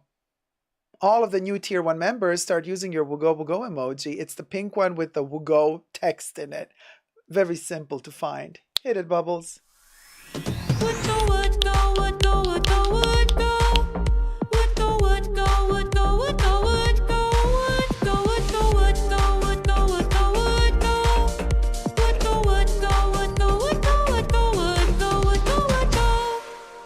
Bing, bing, bing, bing, bing, bing, bing, bing, bing. Yes, Quins. And of course, you know, as we are recovering, as I gain my forces slowly, bit by bit with every live stream, I'm hoping to get more and more forces back, to be back in the full splendor. I hope you will be patient with me as this happens, as I heal. And as I heal, I live ferret.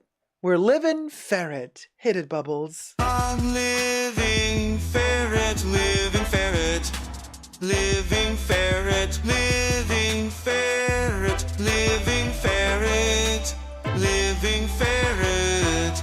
Yes, Queens! And of course, we're also dying ferret. Like when we see something gorgeous with a little Tyrion pink moment, we're like, we go like, oh my God, I'm dying ferret. Hit it, Bubbles. Dying ferret, dying ferret, dying ferret, dying ferret, dying ferret. Baby Yoda, come here. You're the alien. You're going to be in the new Alien movie. You're going to be the new alien, aren't you? He's suffering because I'm putting him on a vegetarian diet because I'm like eating vegetarian stuff and he's not having it. He wants his chicken nuggets and that's period. Period. Baby Yoda, Zach says his Bubbles cannot be annoyed today. I was just saying have a nice Easter and spring. Special thoughts and prayers to those who have seasonal allergies. Chanel price increase included. Oh, Zach, I'm so sorry. Yeah, the price increase was terrible. Cha-cha-cha-cha, hit it. Ciao, ciao, ciao, ciao, ciao, ciao, ciao, ciao, ciao, ciao, ciao, ciao. There, way to go, Baby Yoda. So you guys, I want to say thank you so much. And no, thank you everybody so much. I wish you all a wonderful weekend and also beginning of the new week. Love you loads. Take care. See you soon. Never give up on love. Bye. Mwah.